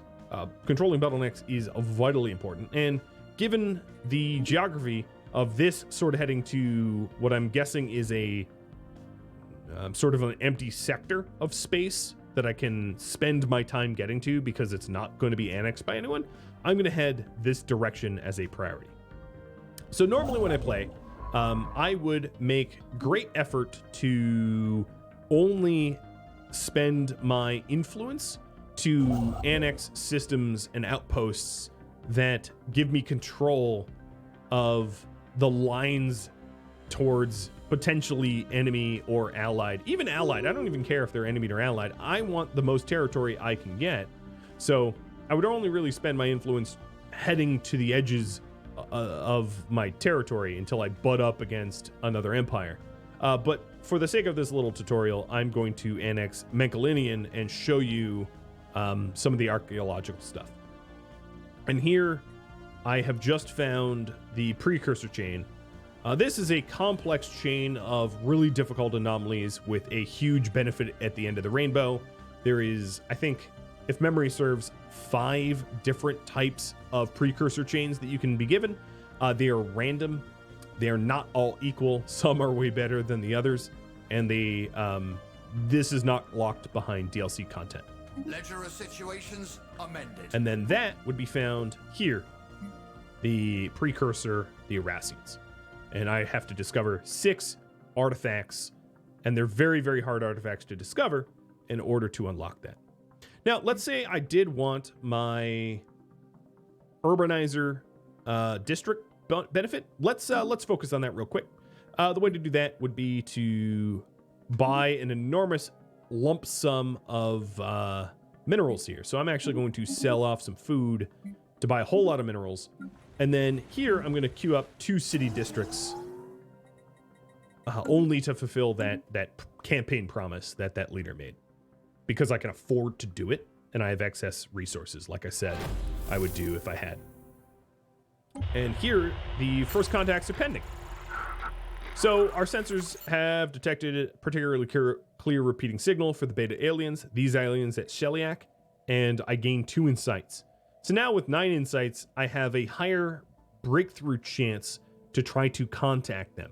And every 50 days, I gain more insights to increase the breakthrough chance, but now it's a 50-50. So every 50 days, I have a coin flip whether or not I discover who they are.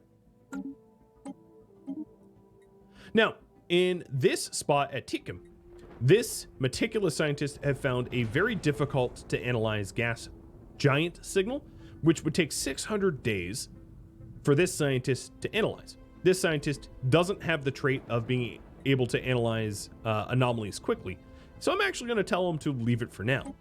I would rather fully survey Tikum and then move on to my next survey target than have them spend 600 days stuck there, analyzing for possibly very little benefit. So here's Sheliak, and Sheliak has an interesting little asteroid that has trade value. So if I annex Sheliak, I'll show you how to incorporate that into your empire for benefit. And now I have to make a little decision of what direction to go. I'm going to go, let's call it east. I know it's space, but let's call it east to start surveying towards this potential bottleneck.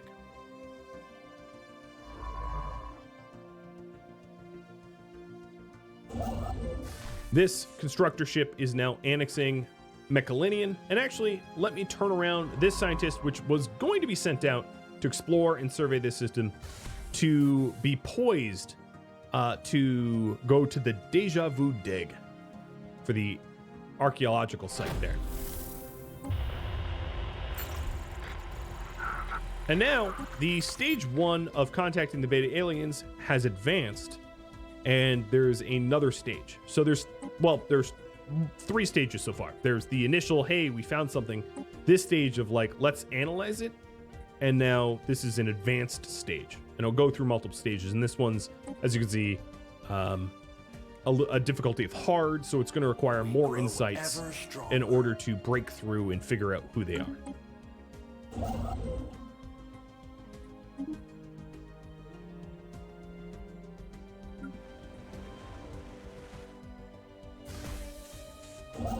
We grow ever So now, with the outpost at Menkalinian, this site is available for me to mine or for me to analyze. And looking at my resources, I think I'm more in need of minerals than energy credits. So I'm going to queue up that the mineral mining stations are made first, and then the research station, a system has been charted, and then the energy stations. So there's the full survey of Tikum, and we'll hold left shift and continue queuing up towards the edge. Another thing is I have other directions that I have not yet traveled, so I'm going to make yet another, I know, crazy, yet another science ship and hire yet another scientist. Another meticulous one. Sounds perfect. In order to survey things that I have skipped. And here is the first planet I've found. It's a continental planet, rather large. Very much something I would want to colonize if given the opportunity. So this scientist here is going to, if I right click on Menkalinian or on this site here, I'm going to excavate this archaeological site. And here you can see sort of the same game mechanics going on. There's a bit of a skill bonus because this scientist is a level 2, and the difficulty of this archaeological site is hard. This is how many clues that I've uncovered so far, and there's going to be usually multiple stages for archaeological sites. Also to note, the first person or the first empire to analyze the archaeological site yields the benefits in most scenarios. So be first, be fast. That's all I can say. For this scientist, I'm going to have them go to the systems I glossed over and sort of fill in the gaps. Detected an anomaly. And here we go. This is one of the anomalies for the precursor civilization, the one I talked about, the Erassians. There's 6 of these very, very difficult to analyze anomalies. And this anomaly here is hellishly difficult at 2,400 days. So it is best to wait for one of my scientists to be very high level rather than to spend the 2,400 days, which is really, really long in order to spend surveying it. And this is an option, a habitable survey, a world survey. So you have 2 options here. I can either take an immediate payout of 20 influence, or I can take the Habitable Worlds Survey Initiative and survey a certain amount of habitable worlds out there. And I'm going to take the Habitable Worlds chain. There is new information in the situation So in the log. situation log, I can see I want to survey 8 habitable worlds. They don't have to be nice habitable worlds. Deserts would be fine. But one of these 8 worlds will be Hark 2, which is this continental world here.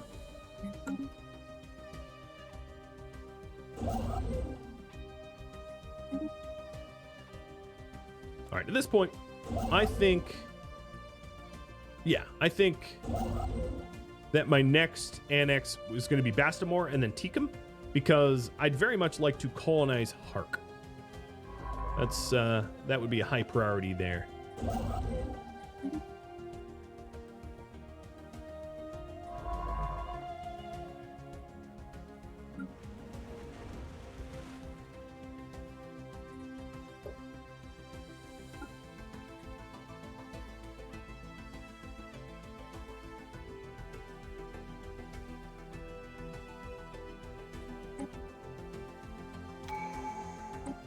Okay, another tradition. So, I'm going to unlock database uplinks rather than the science division because this will increase my research station output, allowing my research to go up a little bit. So if you take a look right now, the best possible way to look at would be I'm making, this is a good number to look at. I'm making 30.68 per month of engineering research. So let's 30 and 2/3.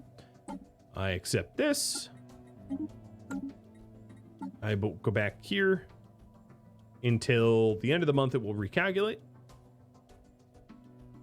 Anomalous space-time continuum ahead. I'm going to be leaving these anomalies for a little bit. And there it is. It has gone up. Instead of 30 and 2/3, it's 31.8. It has gone up a little bit. And this is a result of the benefit where Voidglint and Oxbar are now producing a little bit more science because of that benefit. So, great. Permanent benefit. Sounds good to me.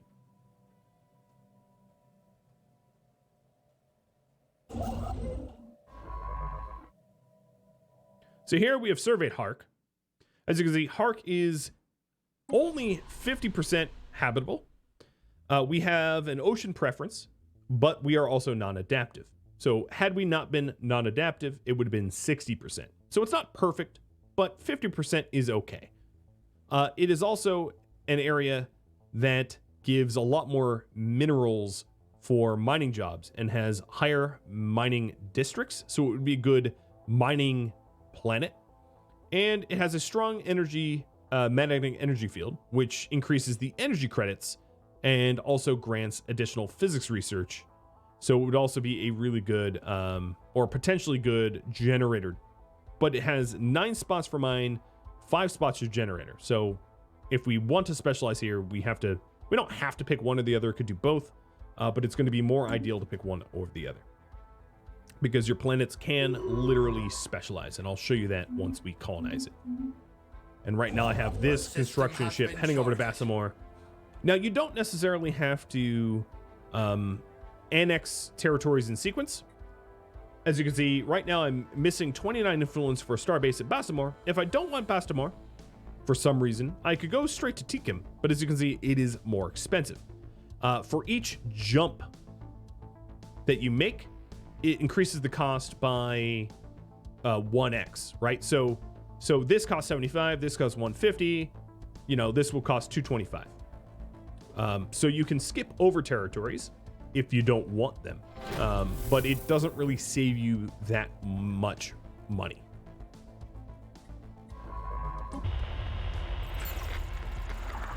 Okay, and we have finished stage 3. We are still puzzled, so there is yet another stage to first contacting whatever's at Sheliak. System has been charted. We have fully surveyed Hark, and it looks like this here is going to be a nice bottleneck. I keep calling it a bottleneck. I'm just going to make sure that you know what I mean. If I annex this, these worlds are sort of mine by default, more or less. They're sort of behind my lines, if you will. So that's what I'm trying to do. I'm trying to jump. Oh boy. Oh boy. Yeah. Okay. So there is something in the game. How to explain this? There are enemies in the game that are ridiculously powerful that can produce a benefit to you when you defeat them much later on in game. So here we go. We have the automated dreadnought.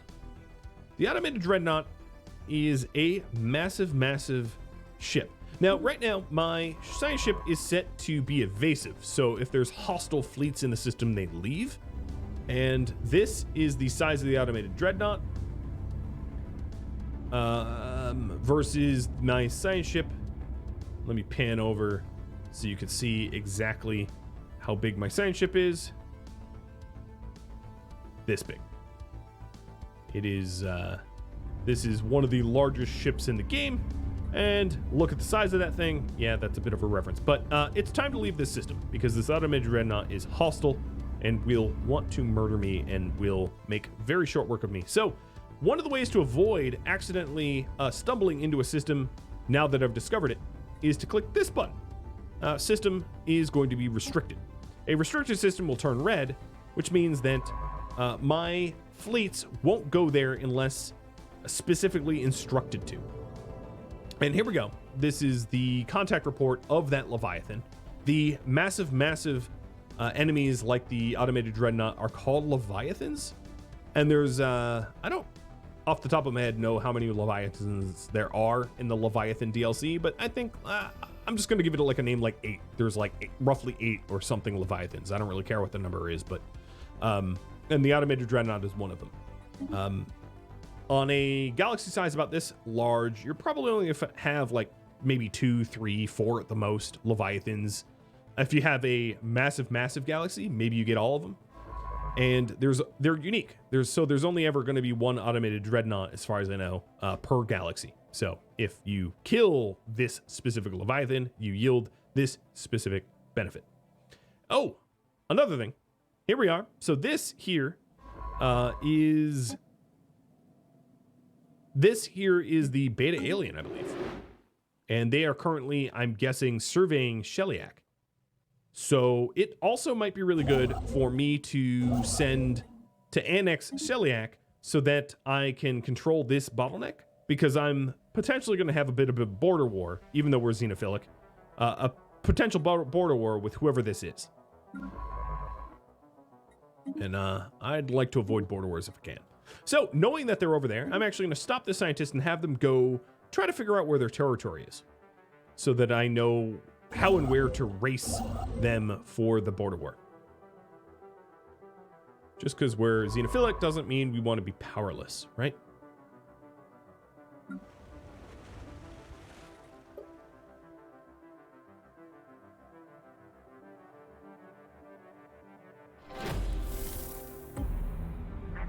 Ooh, unfortunately, we lost some insights and got set back to stage 4, insight 0, trying to figure out who they are. Research complete.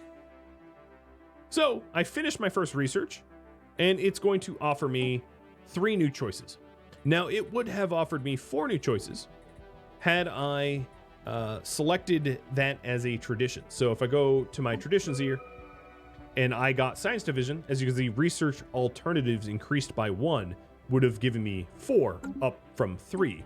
And I should pick, I don't really, I'll pick afterburners.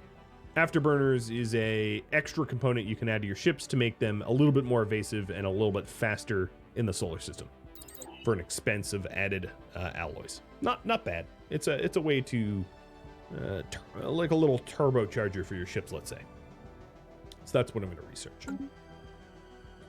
We grow ever stronger.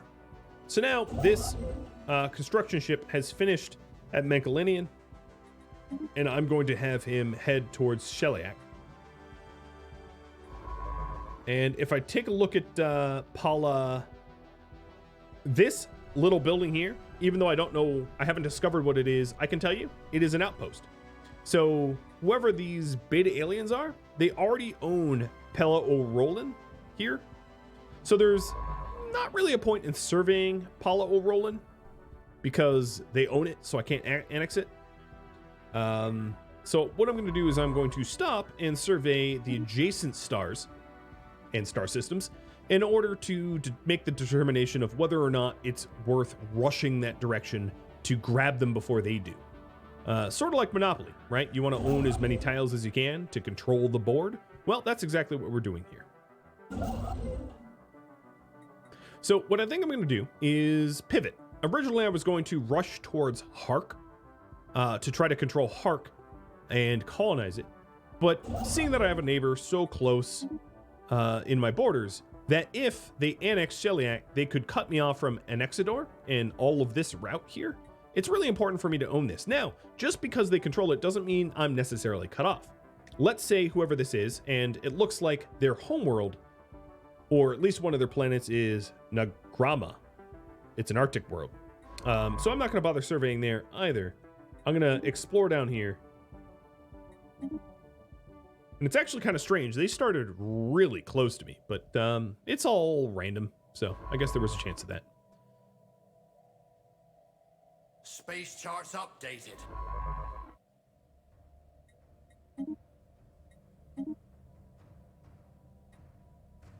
So now I'm just trying to figure out the extent of their empire. Oh, so this is their homeworld. So they're quite advanced. They have this homeworld of Droll with 36 population. They have a second colony here in Surma. Yeah, I'm going to call it Surma. And they have Paula O'Rolan as an outpost. So this is where they're centered here. I'm going to see how far east they go, even though it might be a waste of this scientist's surveying, because it's not like I'm going to go through their territory. So actually, let me pull the plug on that and head back over to survey things that I could add rather than things that I cannot. Because as soon as I make first contact with them, I will be given sort of the scope of their empire as a result. Sort of. I'll show you when we get there. So here we go. My first Sasala research is done. And here is your research log. So these are the things I've researched in physics. All of these I started with, of course. Here's the things I researched in engineering. And the only thing I didn't start with is the nanomechanics.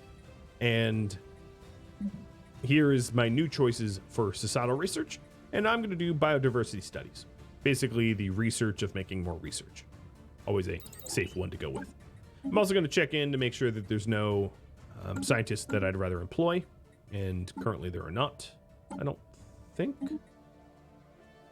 There's a potential for recruiting Wash Freshwater, who is a expertise of propulsion, in order for them to speed up afterburners.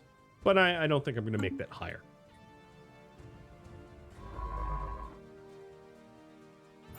So now that we have spent some time at this archaeological site. Unfortunately, it is just a tale of woe. We have successfully gained clues about this archaeological site once and then failed all the other times. Oh boy. As you can see, the difficulty of this site being a 4 gives us a -4 to every roll. And a roll of 5 or less adds 0 clues. A roll of 6 to 10 adds 1. A roll of 11 to 13 adds 2. And we've only rolled a 6 or higher once. So as this scientist spends time analyzing this archaeological site, they will level up and they will get better over time, but it's going to be a while. It's not exactly their strong suit, let's say.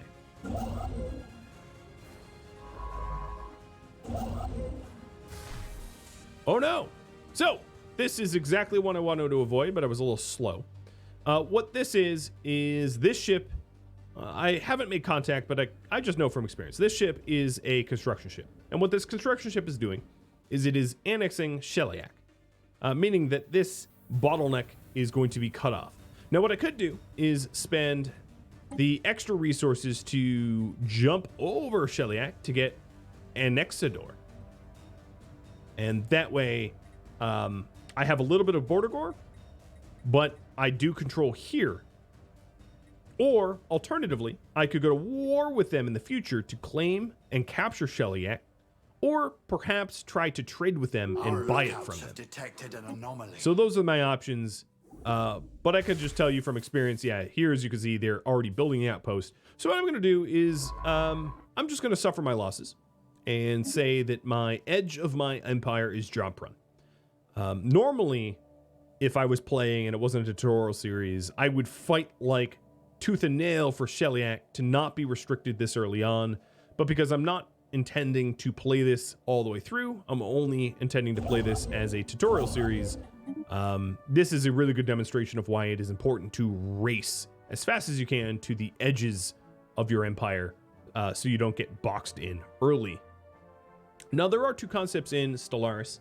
One is building tall by overdeveloping just a few territories, and another is building wide by annexing a large swath. There are benefits and deficits to both.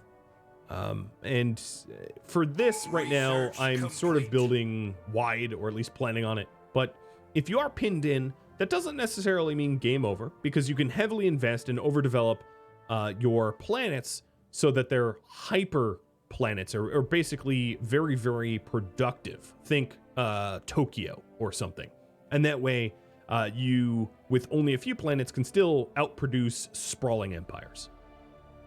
We have yet another tradition, and I'm going to unlock Science Division. And we research Blue Laser, and we'll go with Admin AI next. A blanket research speed of 5%. Kind of nice. And then I found yet another anomaly, and I'm going to leave it for now. I'm leaving all these anomalies, and if you're wondering why, we'll come back to them later. They're not going anywhere, so I can grab them when I want them.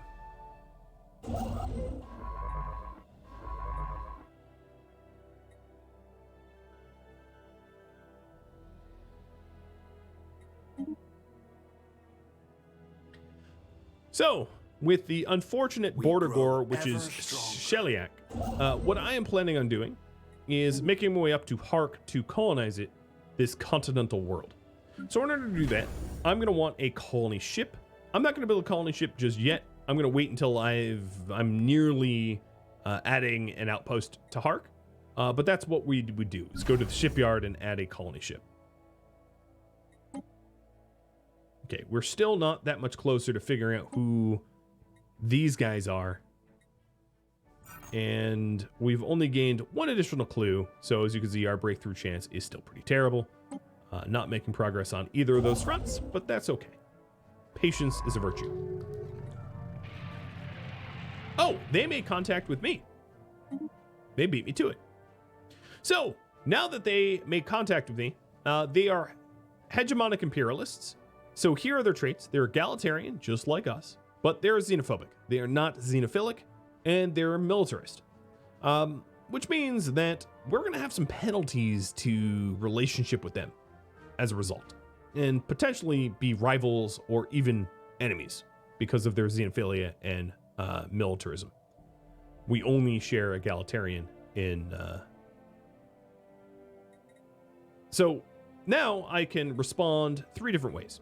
I can say, hey, we're happy to make your acquaintance, and it gives us a little bit of a positive mood bump, but relationship bump. Or I can sort of go neutral and give them a penalty to trying to spy on me. Or I can go hostile, which I'm going to choose given their xenophobia and militarism, and give me a benefit to build a spy network on them, but it will upset them. So, like I said, I might try to claim Sheliak at some point. So now that we've made first contact, I don't actually see the extent of their empire other than the 2 systems that they currently control, but I can build a spy network, improve relations, harm relations, declare war, make claims, which would be like claiming Sheliak as my own. When you make a claim, you win the claim through war, offer trade deals, or close borders, and I'm sure they're going to close borders with me, so as soon as they do, I will close borders on them. Here, you can see the amount of intelligence I have on them. So what I want to do first is to build a spy network, and I'm going to choose one of my envoys to start to build a spy network on them to gain information about their empire. Information like their fleet power, their technological level, their economy, what borders they have, etc., etc. So here it is. My spy network is established, and it's going to increase the amount of intelligence I have on them daily. Or monthly, rather.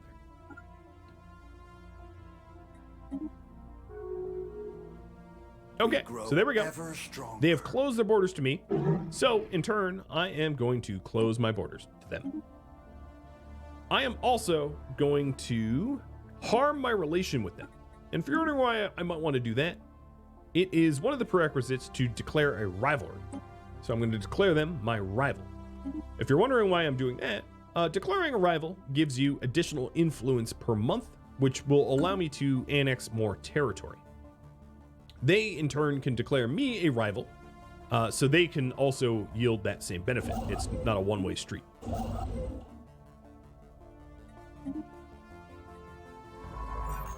Our lookouts have detected an anomaly. And here is their empire. So they have Sheliak, like I said they did. They have Pala, they have Smyrna, or Sermna, and Droll, their homeworld. Their homeworld is evidenced with this 5 sort of star pointy thing, much like Dagobah has. So they're a bit ahead of me. Not that I'm all that worried yet. They're a bit ahead of me, and the reason I can identify that pretty easily is that they have 2 planets. I only have the 1, but I have 1 big, very, very prosperous paradise world, and my guess is they don't have that at Droll. So just because they have 2 worlds doesn't necessarily mean they're ahead, actually. So, one of the ways to determine this is to go to the victory log, and yeah, okay, they are ahead. They're ahead by many ranks. They're rank 5 and I'm rank 12, but it's not too many points. And it's unknown why they're ahead because I don't have enough information to determine that.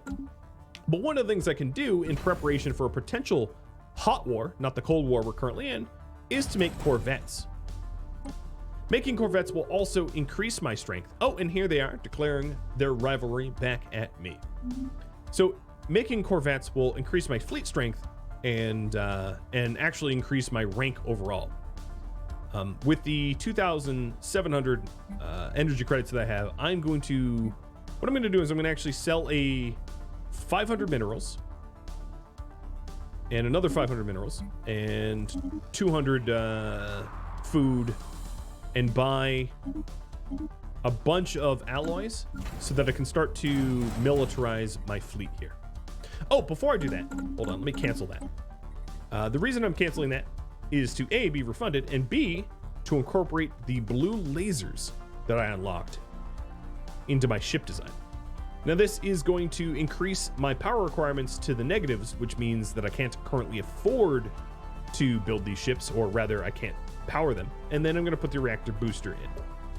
So what this does is it increases my average DPS from, what was it before? From 6.71 up to 7.54. Not a bad little jump. Save the ship design, and then the pre-existing ships that I have, I'm going to retrofit for 27 alloys apiece to bring them up to the new design. So here you can see they jump up to the new design, and then the total fleet strength is demonstrated over here. Ready for action. And now, with this newly designed ship, I'm going to roll out as many as I can, getting ready for potentially a hot war to claim Sheliak as my own. And maybe even Pala Oren or Roland to try to pin them in if I could. The system has been charted.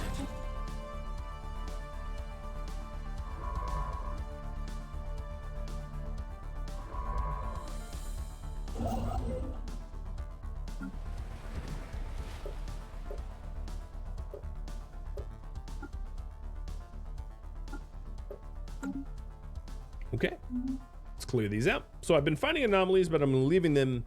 The reason is I right now prefer to try to survey quicker so that I can find the edges and find potential allies or enemies.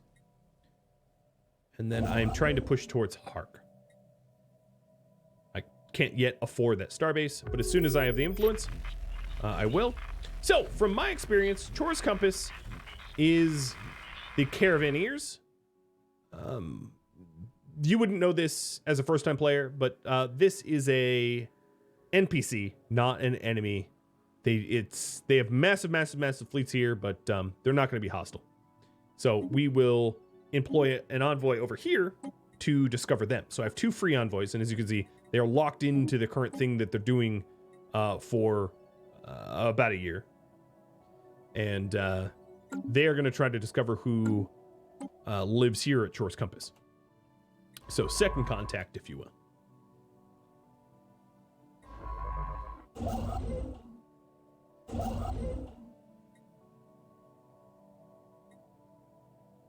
So as soon as I have enough influence for that starbase, I'll claim it.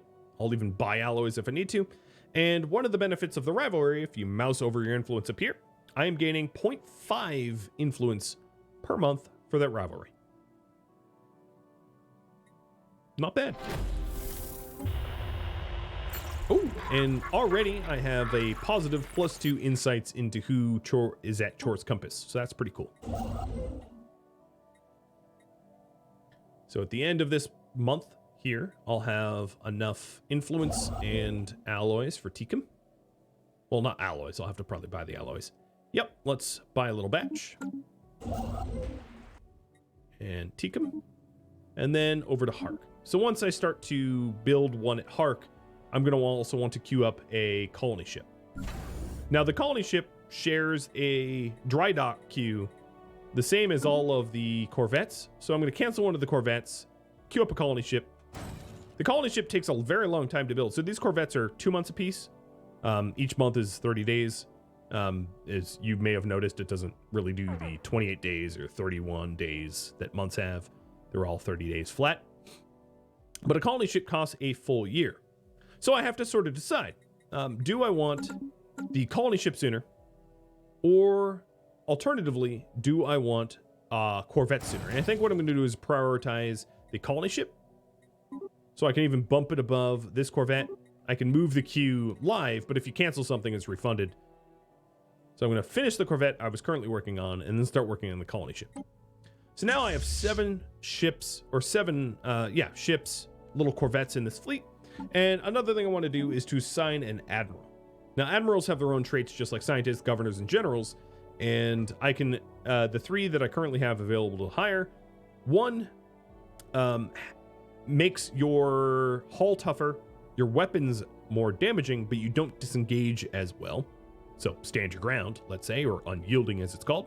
Resilient, which makes them live longer, or lower upkeep. So I think I'm going to go with unyielding. But I do need 200 energy credits to be able to afford it. So there we go.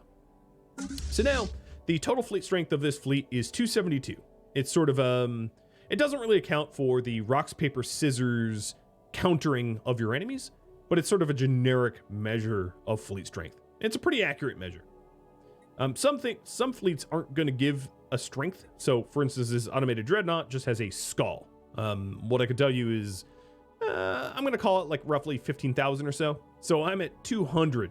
Yeah, 15,000 is a bit outside of my realm of possibility. But if you take a look at the starbase that I have here, the little Dagobah station that has been building ships also has a fleet strength of about 500.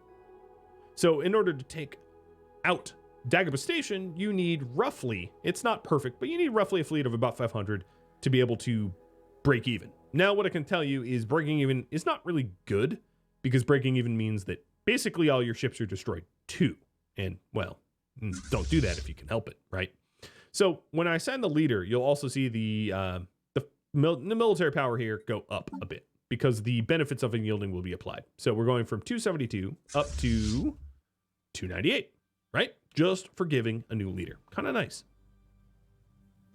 Another thing I might be able to do here, if I'm worried about, sort of military action against or Droll attacking me or something, is I could go to Jompron and click on my little starbase here. And once I can afford it, I can upgrade this little outpost to an actual proper starport, increasing its military power from about 145 up to somewhere in the 500 region, giving it a little bit of resilience against possible incursion.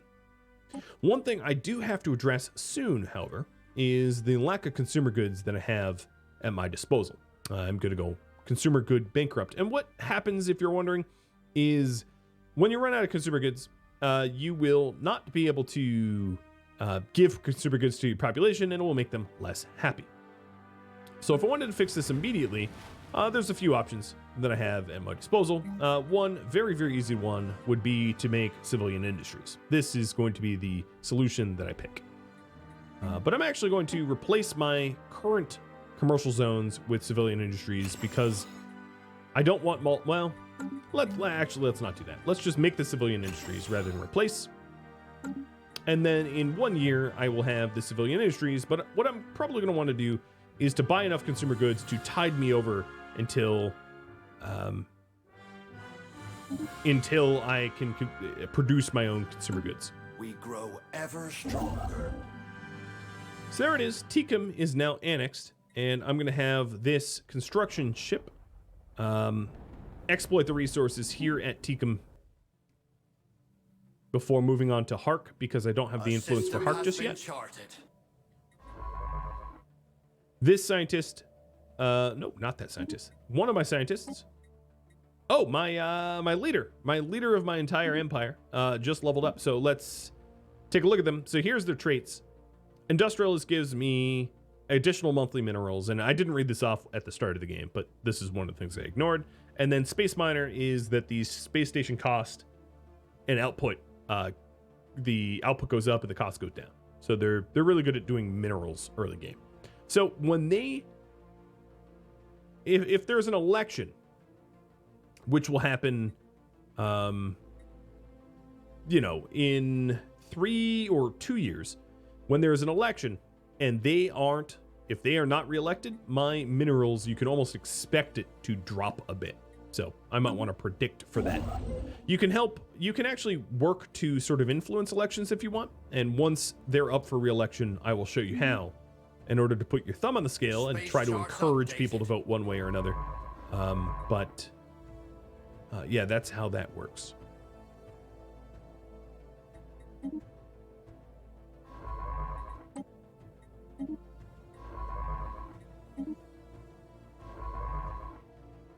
How's this archaeological site going? Oh, just a giant wall of failures. Perfect. At least they're leveling up, right? If you're wondering about their level, it can be found here. They are level 2 out of 7 and slowly leveling up.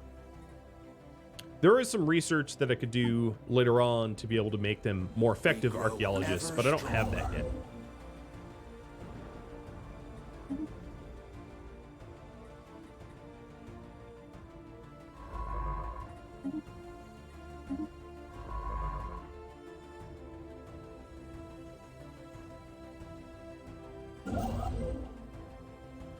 Anomalous space-time continuum ahead.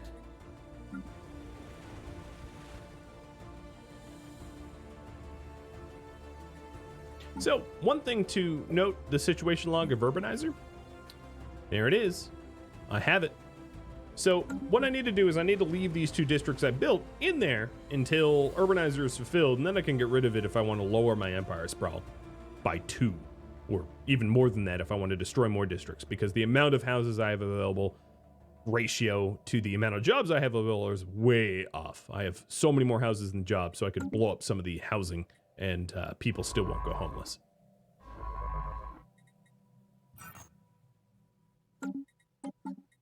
We grow ever stronger. So right now I'm just checking if there's an archaeologist leader to hire, and it doesn't seem to be.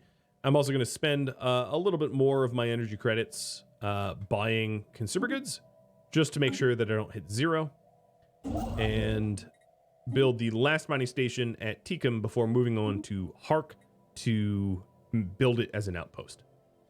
The colony ship is almost done at my shipyard, and as soon as that's done, I'm going to have it move over to where Hark is, and Hark will be my first colony, which is a milestone in the game.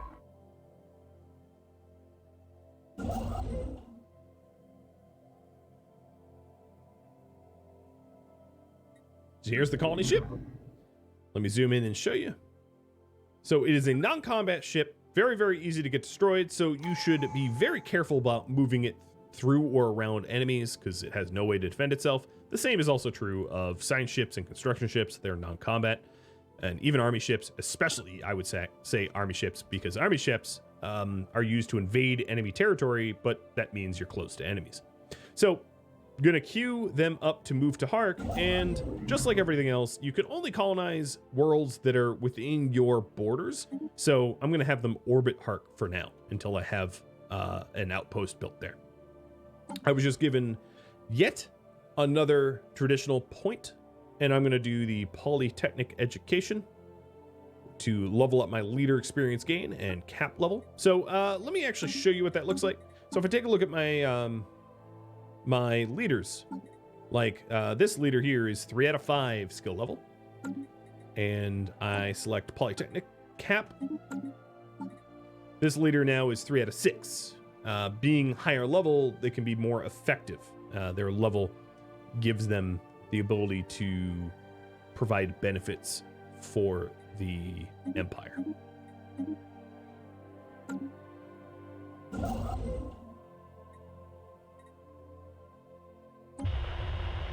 Space charts updated. And that's another anomaly. I'm just ignoring them for now. So Delta aliens, first stage or second stage is done. Moving on. This difficulty is normal. It's a little bit easier than trying to make contact with Droll. And Tikim's fully mined, so we move on. Now, just because it's fully mined doesn't mean that analyzing these anomalies won't add additional resources in the future. So the order of operations, generally speaking, is to analyze the anomalies within your own territory first and foremost, because those anomalies might yield additional resource nodes that you can exploit, which obviously provide great benefit. Not all systems are the same, so here at Harabas, we have a lot of energy credits, whereas at, let's say, Hark, we only have a scant amount.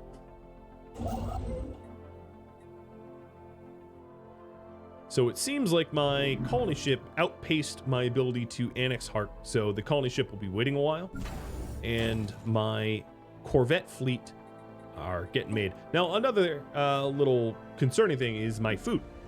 As you can see here, my food is in the negative now, but the consumer goods are in the positive, and the reason for that is a bunch of the anglers that were previously anglers moved from angling to other jobs, so I just have to prioritize angler, and that will self-correct. and now everything's back in the positive. In fact, consumer goods are way in the positive. So if you wanted to fix the consumer goods, one of the things that you could do is you could close a job. Now, if I did that, let me show you. If I did that right now, I have free mining and clerk jobs available. So if I closed one of these artisan jobs, they would be unemployed for a while, which is not immediately going to result to crime, but it will take a little bit of time until they become a clerk or a miner. So I could do that, and I'll do it just to show you. So I could click on this here and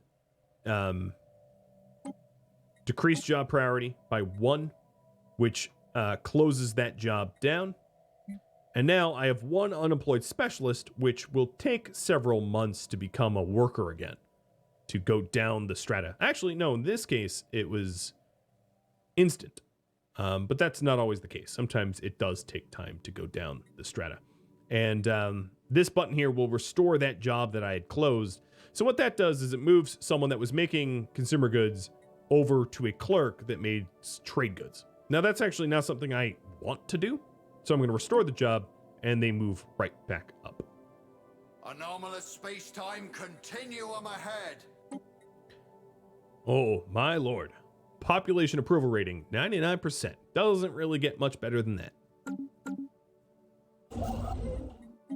So now I'm starting to annex Hark here, and the colony ship is very close behind, so soon I will have my first colony.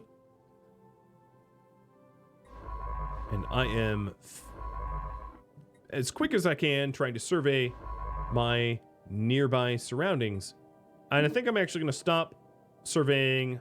Actually, no, let me continue surveying Lorgran and then survey out this way to this choke point.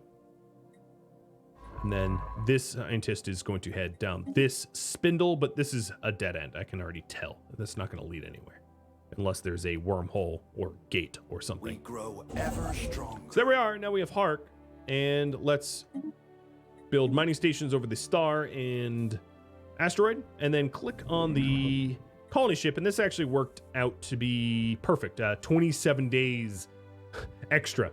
But right click on Hark, colonize planet. And it's going to warn me that the planet offers low habitability for the selected species because it's only 50% habitable, and they will suffer a bit of an upkeep in resource usage as a result to keep them, sort of happy. But I'm going to do this because I wanted to show the colonization. Now, if this was an ocean world, it would be way more tuned to us than a continental world, unfortunately. So we can, with technology later on in the game, colonize the ocean worlds, or colonize the worlds that we currently inhabit. Now, what I will tell you is it is quicker, or rather you unlock the technology to terraform worlds from one to another if they're not colonized sooner than if you colonize them. So had I not colonized Hark into Hark Prime, I could probably sooner terraform it to an ocean world. But I'd rather have the benefits of colonizing Hark now and being able to terraform it much later on than wait kind of a long time to terraform it for it to become perfect. You have to sort of measure cost to benefit. We have gained contact with the Caravaneers. Here they are. And, actually, what did we just... Yeah, the Caravaneers. So here they are. Chorus Compass. And if I go to contacts, we now can see the Caravan, Droll, who hates us, and ourselves. We have been spying. So one of our envoys have been building up a spy network for Droll. And one of the things I could do here is to take a look and see... We have Intel 24. If I go to espionage, I can actually trigger a gather information campaign and launch this campaign at a cost of 200 energy credits and an upkeep of 4. So let's launch this. And this information campaign will hopefully yield a lot more intel on Droll more quickly. in order to figure out how strong they are, how technologically advanced they are, gaining more intel about their territory. Now that it is exactly 10 years since the start, or 10 years and 3 days since the start of this game, we have our election. Because let me get rid of some of these alerts. Because I fulfilled the campaign promises of my last leader, I will be given some unity boost. That was seen here. But I still have to wait until the election is finished. The next election is finished. But this is 6 months worth of unity. So every month I gain 25.8. So that's a nice little chunk of unity there. Up to 10,000, of course. And then here is the new election. So here are the 4 candidates for election. Some of them are already employed in the Empire. So this person, for instance, is my Fizz Freshwater, is my governor. And then who else did it say? It said Wolko Garson, who is currently leading my physics research. This is a scientist that is currently surveying here. And then this one is currently ruling, and this is my current leader. If you take a look on the right side, you can see their chance of election, or the amount of support that the candidate has, their age, their level, and the benefits. So, for instance, this candidate here would make it more cheap to upgrade my star bases. This candidate would produce more food and pop growth and reduce the cost of edicts. And this candidate would do starbase and food. And then my current candidate is like kind of minerals and mining stations. If I wanted to influence this election, I could click on a specific candidate and hit support. It doesn't guarantee the re-election, but it does improve their odds. I, in a true democracy, am going to allow them elect whoever they want. And then this alert is my initial colony. Now, just because I've started a colony does not mean I've colonized. As you can see here, we are currently colonizing the planet, and it will be 22/12/901 until it is complete. We're just setting up the initial colony. And the things to note here, as I mentioned before, we have the specific continental, or the specific planetary benefits. So you should put some thought into what kind of specific world you want to build. And then also the features. So we have active volcanoes and dangerous wildlife, which are preventing some districts. So right now, the planet is 22 size, but I can only build up to 18 of them until I have the science to get rid of some of the dangerous wildlife and active volcanoes that are here. And it's going to be a while until this planet is actually colonized, and you can see the progress bar here, just like everything else on the outliner.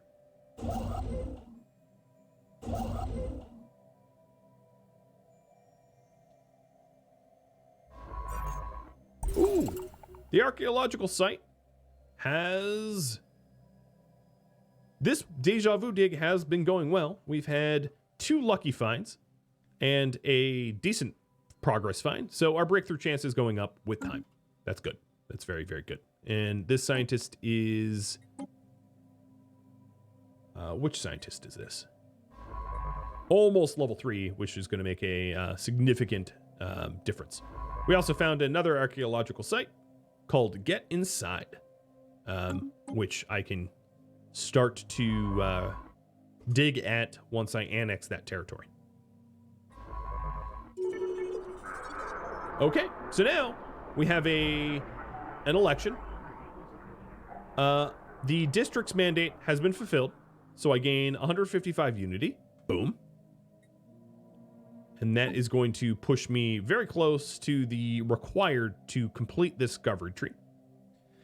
We have a new mandate from the new ruler, and I can see the situation log to view their mandate. And then yeah, the log result of the election. So, Gaush Karfai is the new leader. It was the scientist that was previously working in this science ship, which means this science ship is no longer manned by anyone. So what I'm going to do is I'm going to unemploy this scientist here and stick them into this ship, because this ship was doing a more important mission of surveying the edge of bottlenecks. So this science ship now is empty, and I'll have to hire a new scientist. Oh, yeah, let's hire a surveyor. That works. Hire a surveyor to fill in the role. I'm actually going to have this surveyor start to do the anomalies research, though, because I'd rather have meticulous scientists survey my territory to increase my chance of finding anomalies, which can be very beneficial to the Empire. Now, if I take a look at my new leader, they are one that gives additional monthly minerals and decreased starbase upgrade cost. So one of the things that I can do with that decreased starbase upgrade cost is the cost to upgrade my outposts to starbases is now 180, which is down a little bit as a result of that leader, but still more expensive than I can front for Jompron. And the reason I would want to upgrade Jompron is this is at the edge between me and a potential enemy.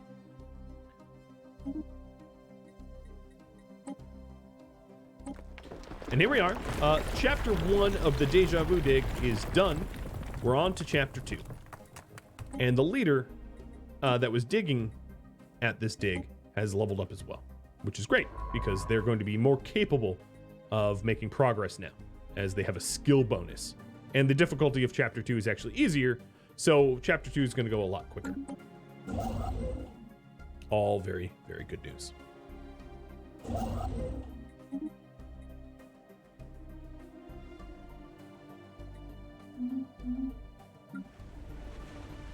Now that my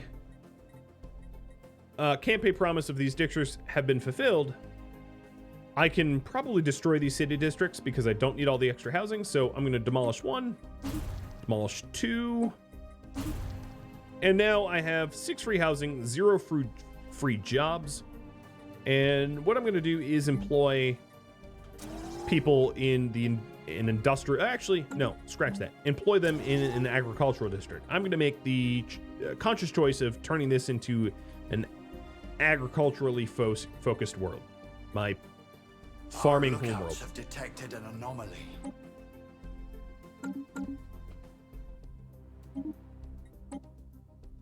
We grow ever stronger. So all the resources at Harker are now exploited, and I'm going to have this booty constructor go over to Lorgron to build an outpost at Lorgron once it's fully surveyed, which will be in just a second, and we finished yet another research. Let's go ahead and research better armor. I suspect that given our Cold War, which might be warming up against the Droll Perfen, we might want stronger ships. I don't know exactly how strong their ships are. We're currently running a gathering information campaign, which again is the same sort of game mechanics as the archaeology and as the First Contact, and we're trying to figure out how strong their fleets are, etc., etc. So here's an example of an anomaly yielding additional physics research at this gas giant, and we are going to a system has been analyze some of these anomalies with this scientist to try to figure out the benefits.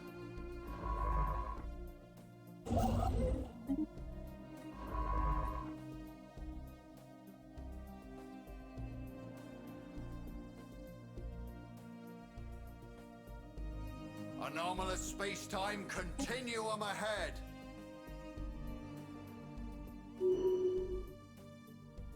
Ooh, my governor leveled up. Good.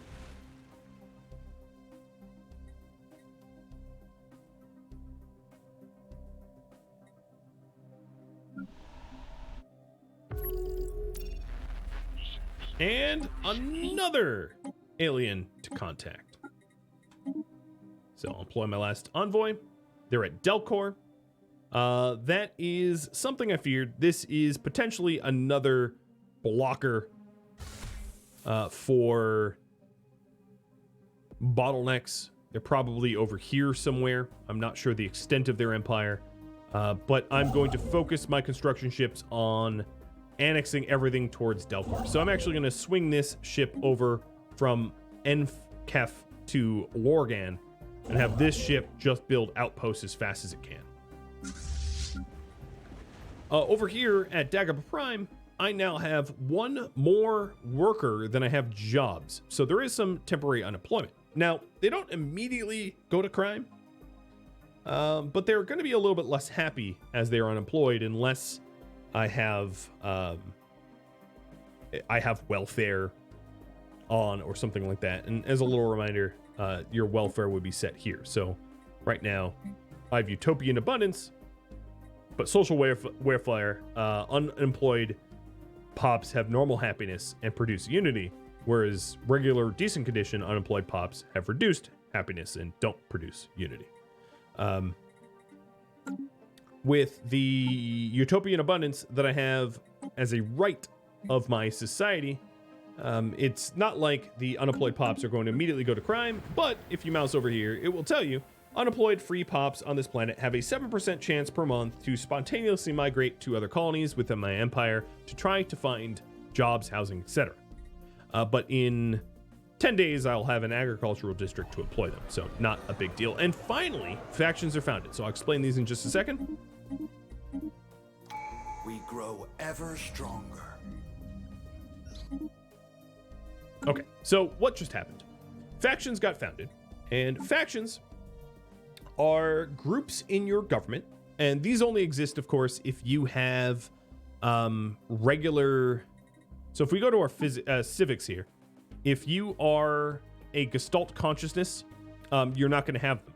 But our factions are roughly going to fall into egalitarian, xenophile, and materialist, echoing or mimicking, mirroring our governing ethics. So here we have 4 factions. So it doesn't perfectly mirror. We have one extra faction here, which is, which I'll explain why in a little bit, because you can have ethical divergence. But this here is the, I believe the, egalitarian faction? The Citizen Self-Determination Initiative. And I like to rename these for my own sake. Egalitarian. This is the science faction, or materials. I'll just do science, or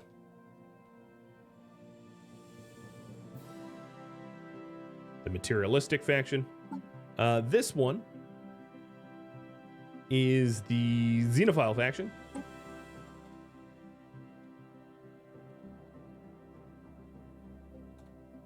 And then this one is the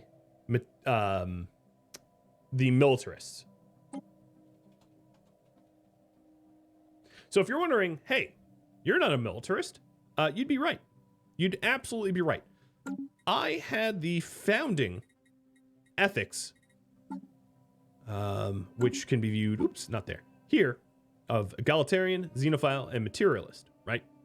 The reason I have the militarists, the ones that want to fight, as a faction is because I'm currently in a Cold War with my neighbor, and that completes some of the requirements, which increases the chance of a militarist faction. So because I have a local rivalry going on with the Droll Perfen, 5 population in my empire, or roughly 10%, have an interest to become militarists as a result of some of the actions I've taken.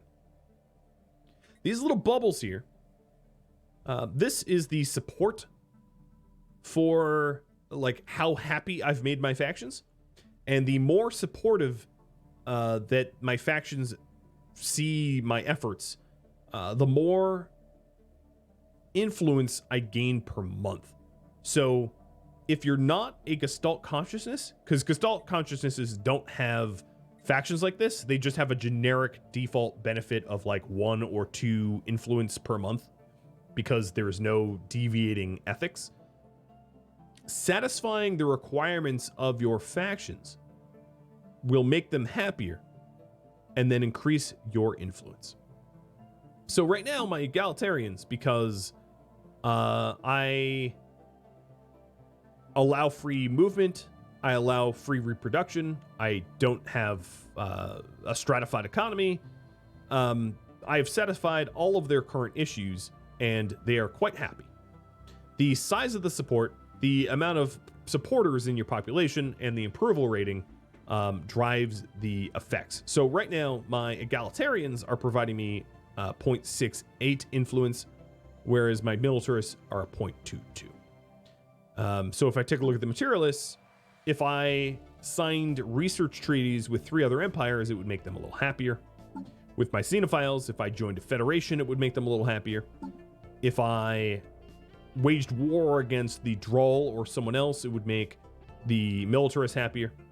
If I killed the automated dreadnought, it would make them happier. Or if I installed myself as an overlord over an enemy faction, it would make them happier. And this way you can sort of influence how happy you want to make them. So for instance, if I didn't want a materialistic faction, there's a few things I could do. I could outlaw robotics and artificial intelligence in my empire by going to my policies, going to robotic workers and outlaw it. But because I'm a materialist, I'm not allowed to do that. Or if I wanted to make this faction less happy, I could go to manage faction and suppress them. So there's different things that you could do. You can embrace them by taking on their and allowing your population to shift towards militarist over time. I can promote them, which gives me a temporary boost of 100% attraction to militarism.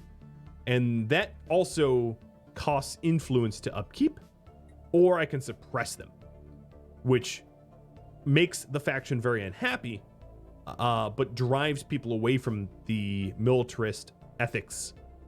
So if I really didn't want any militarists, I could suppress the faction. It wouldn't make them instantly go away. And this is a pain point of many Stellaris players, because factions are very, very hard to get rid of, especially if you're not allowed to purge your own population that deviate from the norm. But in this case, I'm kind of fine with them being militaristic. I don't see it as a problem. However, if a faction came about that was authoritarian or spiritualist or xenophobic, that would be very contrary to my founding ethics. So those might be warranting suppression. I also gained enough tradition to fully unlock discovery. So faith in science allows me to reduce the upkeep for my researchers, which will help my budget a bit. We'll also finish discovery, giving me a generic 10% research bonus, which can be viewed.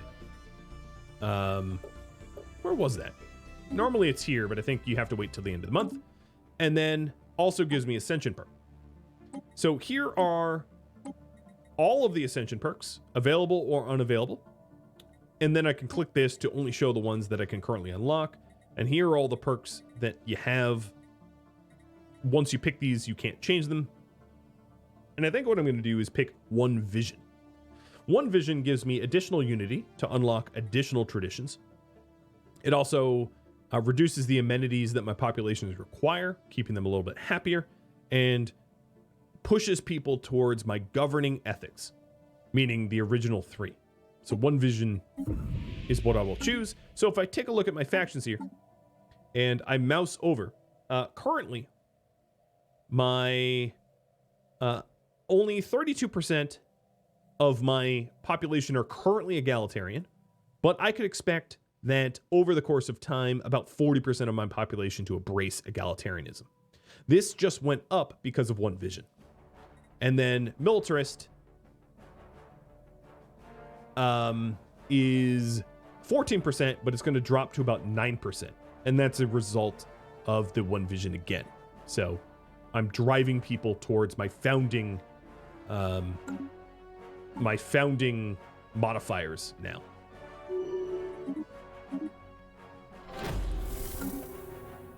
Oh, and my espionage worked, and I've gathered information about the droll. So here, if we go over to the droll, I know that my fleet power, or the amount of ships that I have, is about equivalent with them. Within a rough estimate. It's not exact. I think what I'm going to do here is run yet another gather information campaign and launch it. I want more intel on them.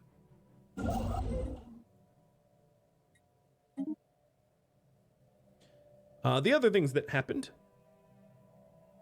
is a new first contact with someone at Delcor, or near Delcor. They're actually over here. Oh, yes. They are at Ichilia, and Delcor has not yet been claimed. So it's a race to get to Delcor, which means that this science ship here, I'm going to double back to start surveying things that I can actually annex. Knowing that I'm roughly equivalent of Droll, I think it is in my benefit to start building my fleet so I'm stronger. Because equivalent is not great when you're at war. It's good to not have them knock you out. And Hark here is about halfway colonized, but I don't think I'm going to see the completion of that colonization process in this tutorial. Unfortunately, I only plan to go about 10 more minutes.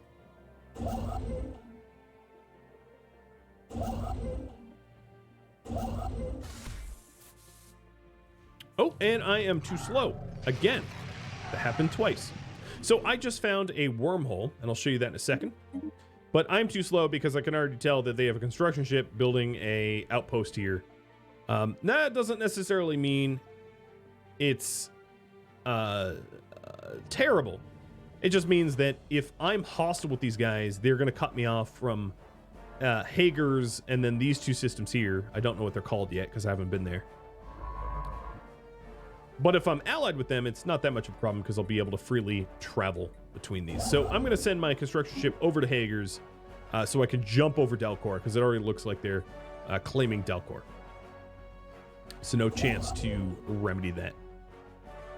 So now I already have a pretty good notion of my maximum size until I declare war or annex or something like that, which is sort of this blob here is the maximum size of my empire, which is why it is important, at least for my galaxy settings, to push towards bottlenecks. But the galaxy settings I use, I particularly like because it encourages dynamic combat and diplomacy and action.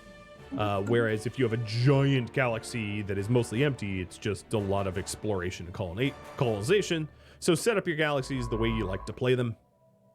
Definitely the way to go. So Hager's here has a wormhole, and I need to research wormhole stabilization to be able to unlock the ability to travel through wormholes. But this wormhole will link to some random wormhole, one other random wormhole on the galaxy tile. I don't know where the exit point is. I'd have to either randomly happen to find the exit, and even then I wouldn't know that the two connected until I researched that and traveled. But yeah, that's what a wormhole looks like. So this probably links to here, I'd imagine, to a little a one-hop pocket, a micro solar system that is only linked through a wormhole. But I might be wrong. It just looks like no other lines connect to here. So by reason of deduction, I'm guessing that this is a trinary system with a wormhole that is connected like that.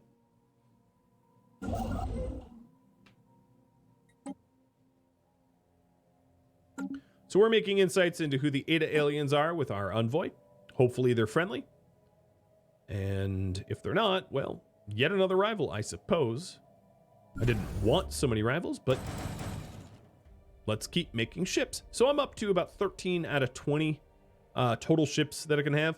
And I never mentioned this up until now, but there's also a concept of maximum fleet size. So you can exceed your naval capacity to have more ships than your total capacity, which means that you have to start paying extra out the nose for it.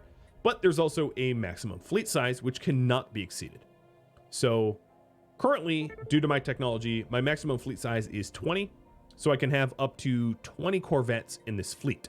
There are other types of ships that are larger. So if I unlocked the technology for destroyers, destroyers count as 2. So 20 corvettes or 10 destroyers, or cruisers are 4.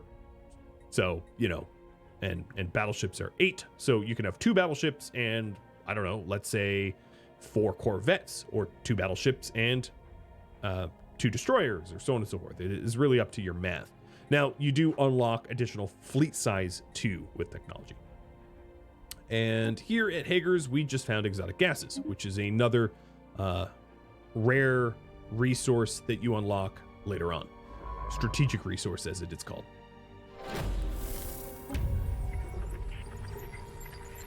And again, we have gained espionage information on these guys.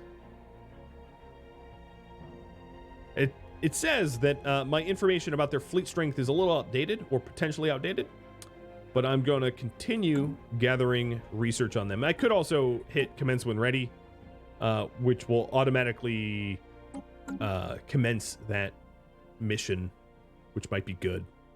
Space charts updated. With more information. Oh, there we are. So I am equivalent to them in all ways.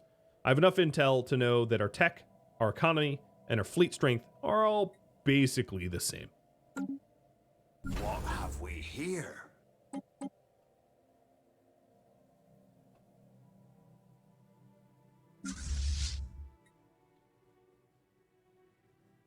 Now, before I end, I do want to show you war, because that's probably the last big feature that I haven't shown.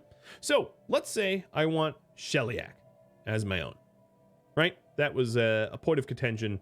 Obviously, Shellyak alone isn't going to be that helpful. I would want an Exodor and whatever this system is, which I haven't even been there, so I don't even know what it is. But I will show you how to claim Shellyak. So if you go to make claims, if I click on either of these icons here, it opens up the diplomacy screen, or alternatively, I could go through contacts and diplomacy. And then once I get there, I can hit make claims. Now, if I click Shellyak, it costs 40 influence to claim that Shellyak should belong to me. So I'm going to do that. And I'm also going to do that for an Exodor. The further the distance is because the cost has gone up. So the first claim I made was 40 and an Exodor was 60. And then I can adjust this if I want to and hit make claims. So I'm going to spend 100 of my influence to make claims on these two systems. Now that doesn't necessarily mean anything because I have to win them in combat. So if I declare war on them, there are different war goals. The only 2 war goals that are available to me right now is conquer and humiliate. If I wanted to make them a tribute or a vassal of me, I would have to go down and demand tribute or vassalization, but that only works if you're significantly stronger than them. You have to not be equivalent, but superior. And I'm currently not superior to them in my fleet strength, technological level, or economy. So my only options as a result is these 2 types of wars, which is conquer. Conquer tries to make good on your claims, or humiliate, which is that their influence per month income goes down and they pay you a bit. What I'm going to do is a conquer war, and I'm going to declare war on them. Now at this point I can also invite allies if I wanted, but currently I have no allies, or they could invite allies, and currently it shows you who will be at war. It will be me versus them. Brace for collision. Now that we are at war, I gain the most war score. And if you've played a Paradox game before, you understand what war score is. I gain the most war score by capturing the things that I've claimed, which is Sheliak and Anexidor. But I will have to do more damage than that to win the war, or likely that will be the case. So what I'm planning on doing is grabbing Sheliak and Anexidor and then showing you the war score. But here down in the bottom right corner is the war. Currently it's equal. I can't achieve my war goals or settle the war, and the war exhaustion on either side.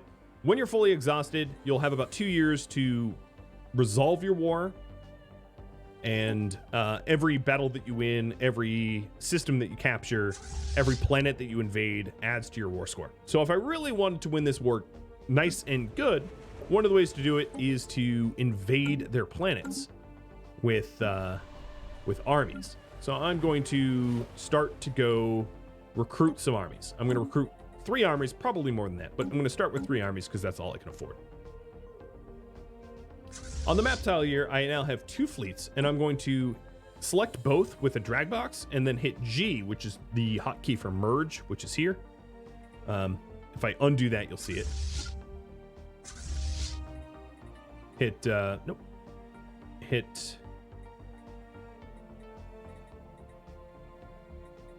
Where's the merge? I only use the hotkey, so I don't even know where it is by default. But merge these 2 fleets so that instead of a 1 and a 15, it's a 16.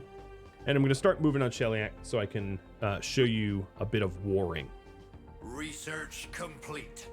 So Hager's is fully surveyed, and for me to claim it, I would need double the influence because it's a 2-hop. So what I'm going to do is research the anomalies here and then start surveying around it. Engaging the enemy.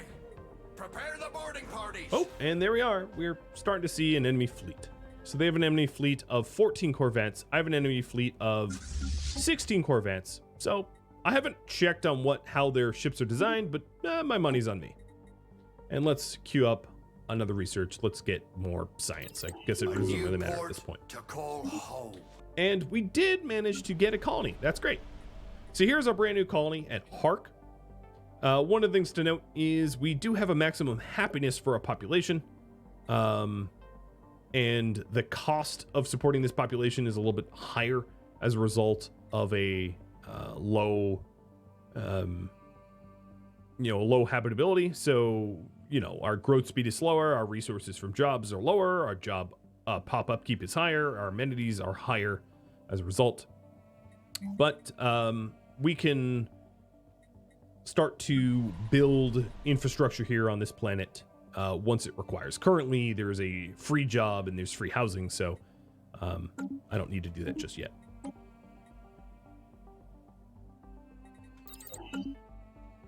A station is under attack. So now they are attacking Jompron. They have a fleet strength of 609. I have one of 831. And I am going to try to head them off. So they're going to be attacking my... They're going to be attacking my outpost here. And I'm going to be defending my outpost. And, ooh, I found a abandoned cargo pod. And it was left by someone in the upper atmosphere of Hager's long ago. I'm going to melt it down because currently I really want the alloys to be able to go to war with my xenophobic, militaristic neighbor.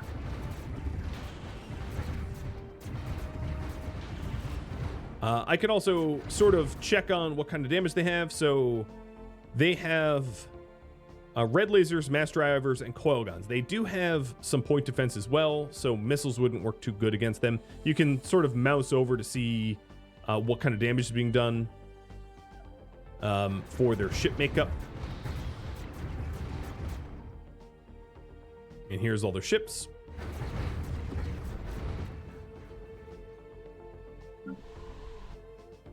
And I'll just continue to watch that fight of little corvettes buzzing around, blowing each other up. Because we're pretty evenly matched, I'm definitely going to win. I can basically guarantee that from experience. Situations, but not by a huge margin. So it's going to be important for me to continue manufacturing ships to replace for the losses that I experience, and then also to sell off resources like food and consumer goods to be able to buy alloys to be able to fuel the war effort. Another thing that I could do is go to policies and change the economic policy to a militarized economy to gain more alloys for the jobs, but I'm not going to do that right now because I'm not that. I don't want to solely focus on that. Here we go. Chapter 2 is now done for the deja vu dig, and unfortunately, I don't think I'm going to be able to finish that dig by the end here. This scientist has finished surveying down this line, so let's double back. And we should be wrapping up this fight any second now. Yep, they're getting destroyed. And there it is. Combat 1. So I lost 3 corvettes. They lost 7. What I'm going to do is click this button, which is repair my fleet. And that's going to send me to the closest starport to repair. There's also a special project here to research the fusion reactors and coil guns that their fleet used. So they had some technology that for their ships that I did not have. And I'm going to try to break to research the debris of their ships to figure out that technology, and it will give me a little bit of a progress to do that. And I'm going to set it on very fast speed so that I can try to show you a little bit of territory annexation before this ends. So I'm just merging a bunch of the new ships that I've been making together, and it looks like the Ada aliens that I have been trying to form first contact here are hostile, unfortunately. So I'm surrounded on 2 sides by hostile aliens. So they're likely to be severely xenophobic or militaristic or something like that. Unfortunate, but not that surprising. So here we are. Here's our little fleet, and this is a pretty good indicator of their health. No shields. Project done. But the no shields are because we're in a nebula. And then damaged armor, damaged hull points. So I'm going to want that near 100 before I fight again. And I'm not going to go through this right now. I'm just going to say no because I just want to focus on the war. Normally, if I was playing and not a tutorial series, I would go through all that, but it really is inconsequential to the last piece of content I want to show. Science Stinky taking fire. Oh, and here's another Leviathan. It is an Ether Drake that is about to smoke my scientist. So as you can see, the size difference is rather large, but that scientist did get out of there in time. So now I have the Ether Drake and the automated dreadnought pretty close to my borders, which is kind of surprising that they're both adjacent.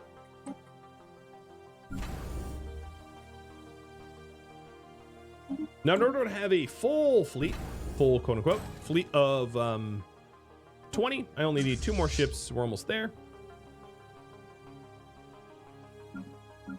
19.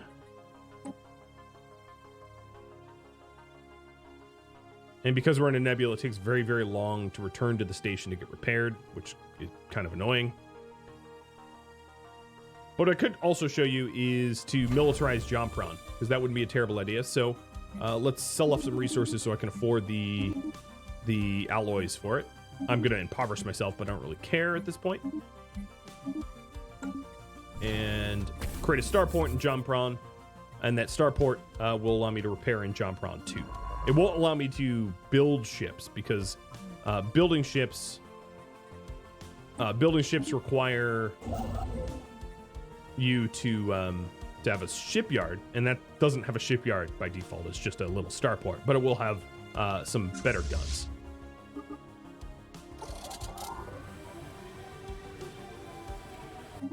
All right, so I'm ignoring everything else just so I can show you the battle. I'm going to send my fleet out to Sheliak and try to wrap up this war quickly, or at least show you capturing some territories. So because I won my battle, I have a little bit of a war score advantage against them, as you can see. They're slightly more exhausted, and Oh, we finished the archaeological site. So that gave me the research option of space-time theory, but also traumatized this archaeologist for a bit. Which means that they're going to be less effective. Or not for a bit, but forever. Of course. That's great. All right. Fleet onward. And here is that other neighbor. They are fanatic militarist and materialist. So the fanatic militarism is why they were hostile. So, hello. I guess you're going to be my western rival. Nothing like a double rival. So there we are. Now I'm pinned in by both sides by one on xenophobes and the other on fanatic militarists, and that is generally how the start of these Stellaris games go. No one said it was fair. So there we go. I have now captured Sheliak by destroying their outpost, and I'm going to send my fleet back to John Prawn's little starport to repair, so I don't have to go all the way back to Dagobah. And here's the little starbase that I built, and I have modules here, and these modules I am going to set up shipyard. I don't, it doesn't really matter. I'm not going to set anything up actually right now. I'm also going to adopt a new tradition of I'm not even going to do that. Immaterial to what I want to show. Everything else that is popping up is just slowing me down from this war.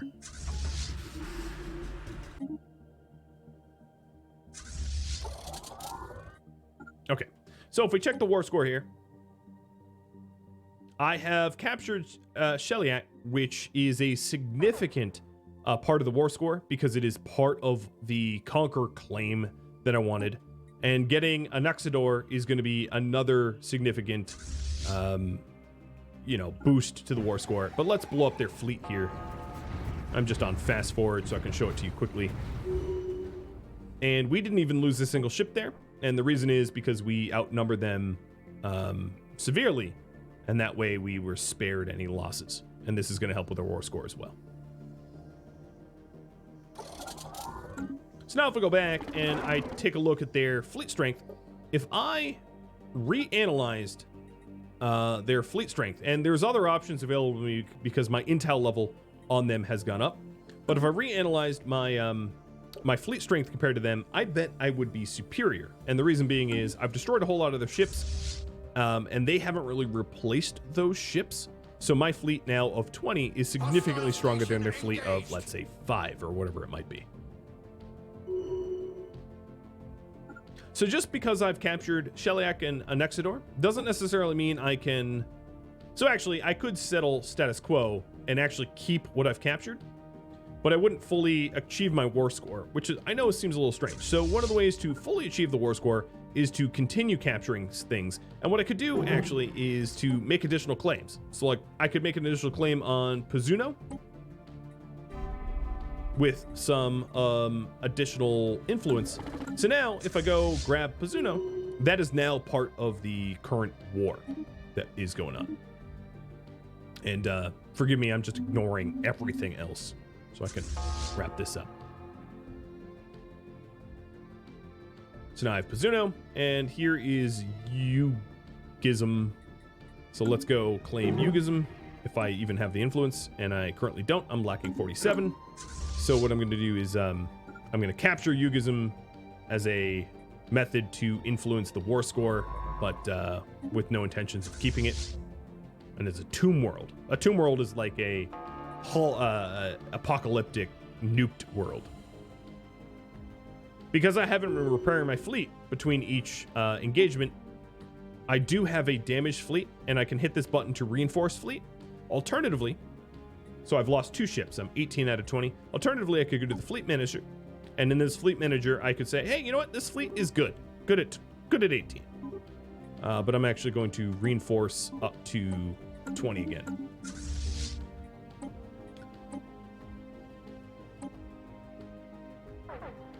Now, I did have those original armies, Research complete. and let me see if I could show you them in action. I'm going to recruit a few more, while basically ignoring everything else. Loot from enemy wrecks seized. And I'm also breaking down some of the loot from destroying their ships and analyzing it Research complete. for research. So I've gained a little bit of coil gun, fusion power, physics, and engineering research as a result of analyzing their broken ships, as one of the benefits of the wonderful profits of war. Technology secured. And I just did it again.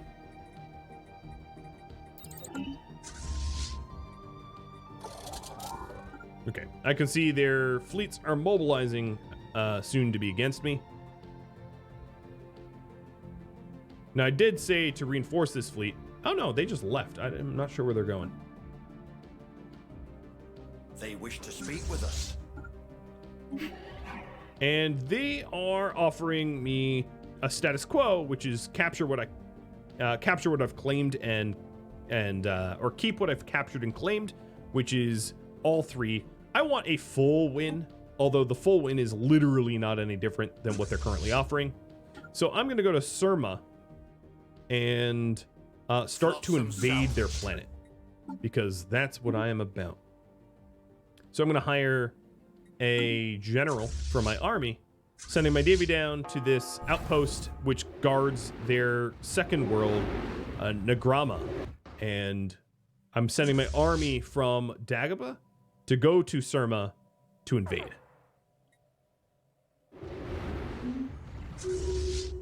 They messed with me. They get to fight me.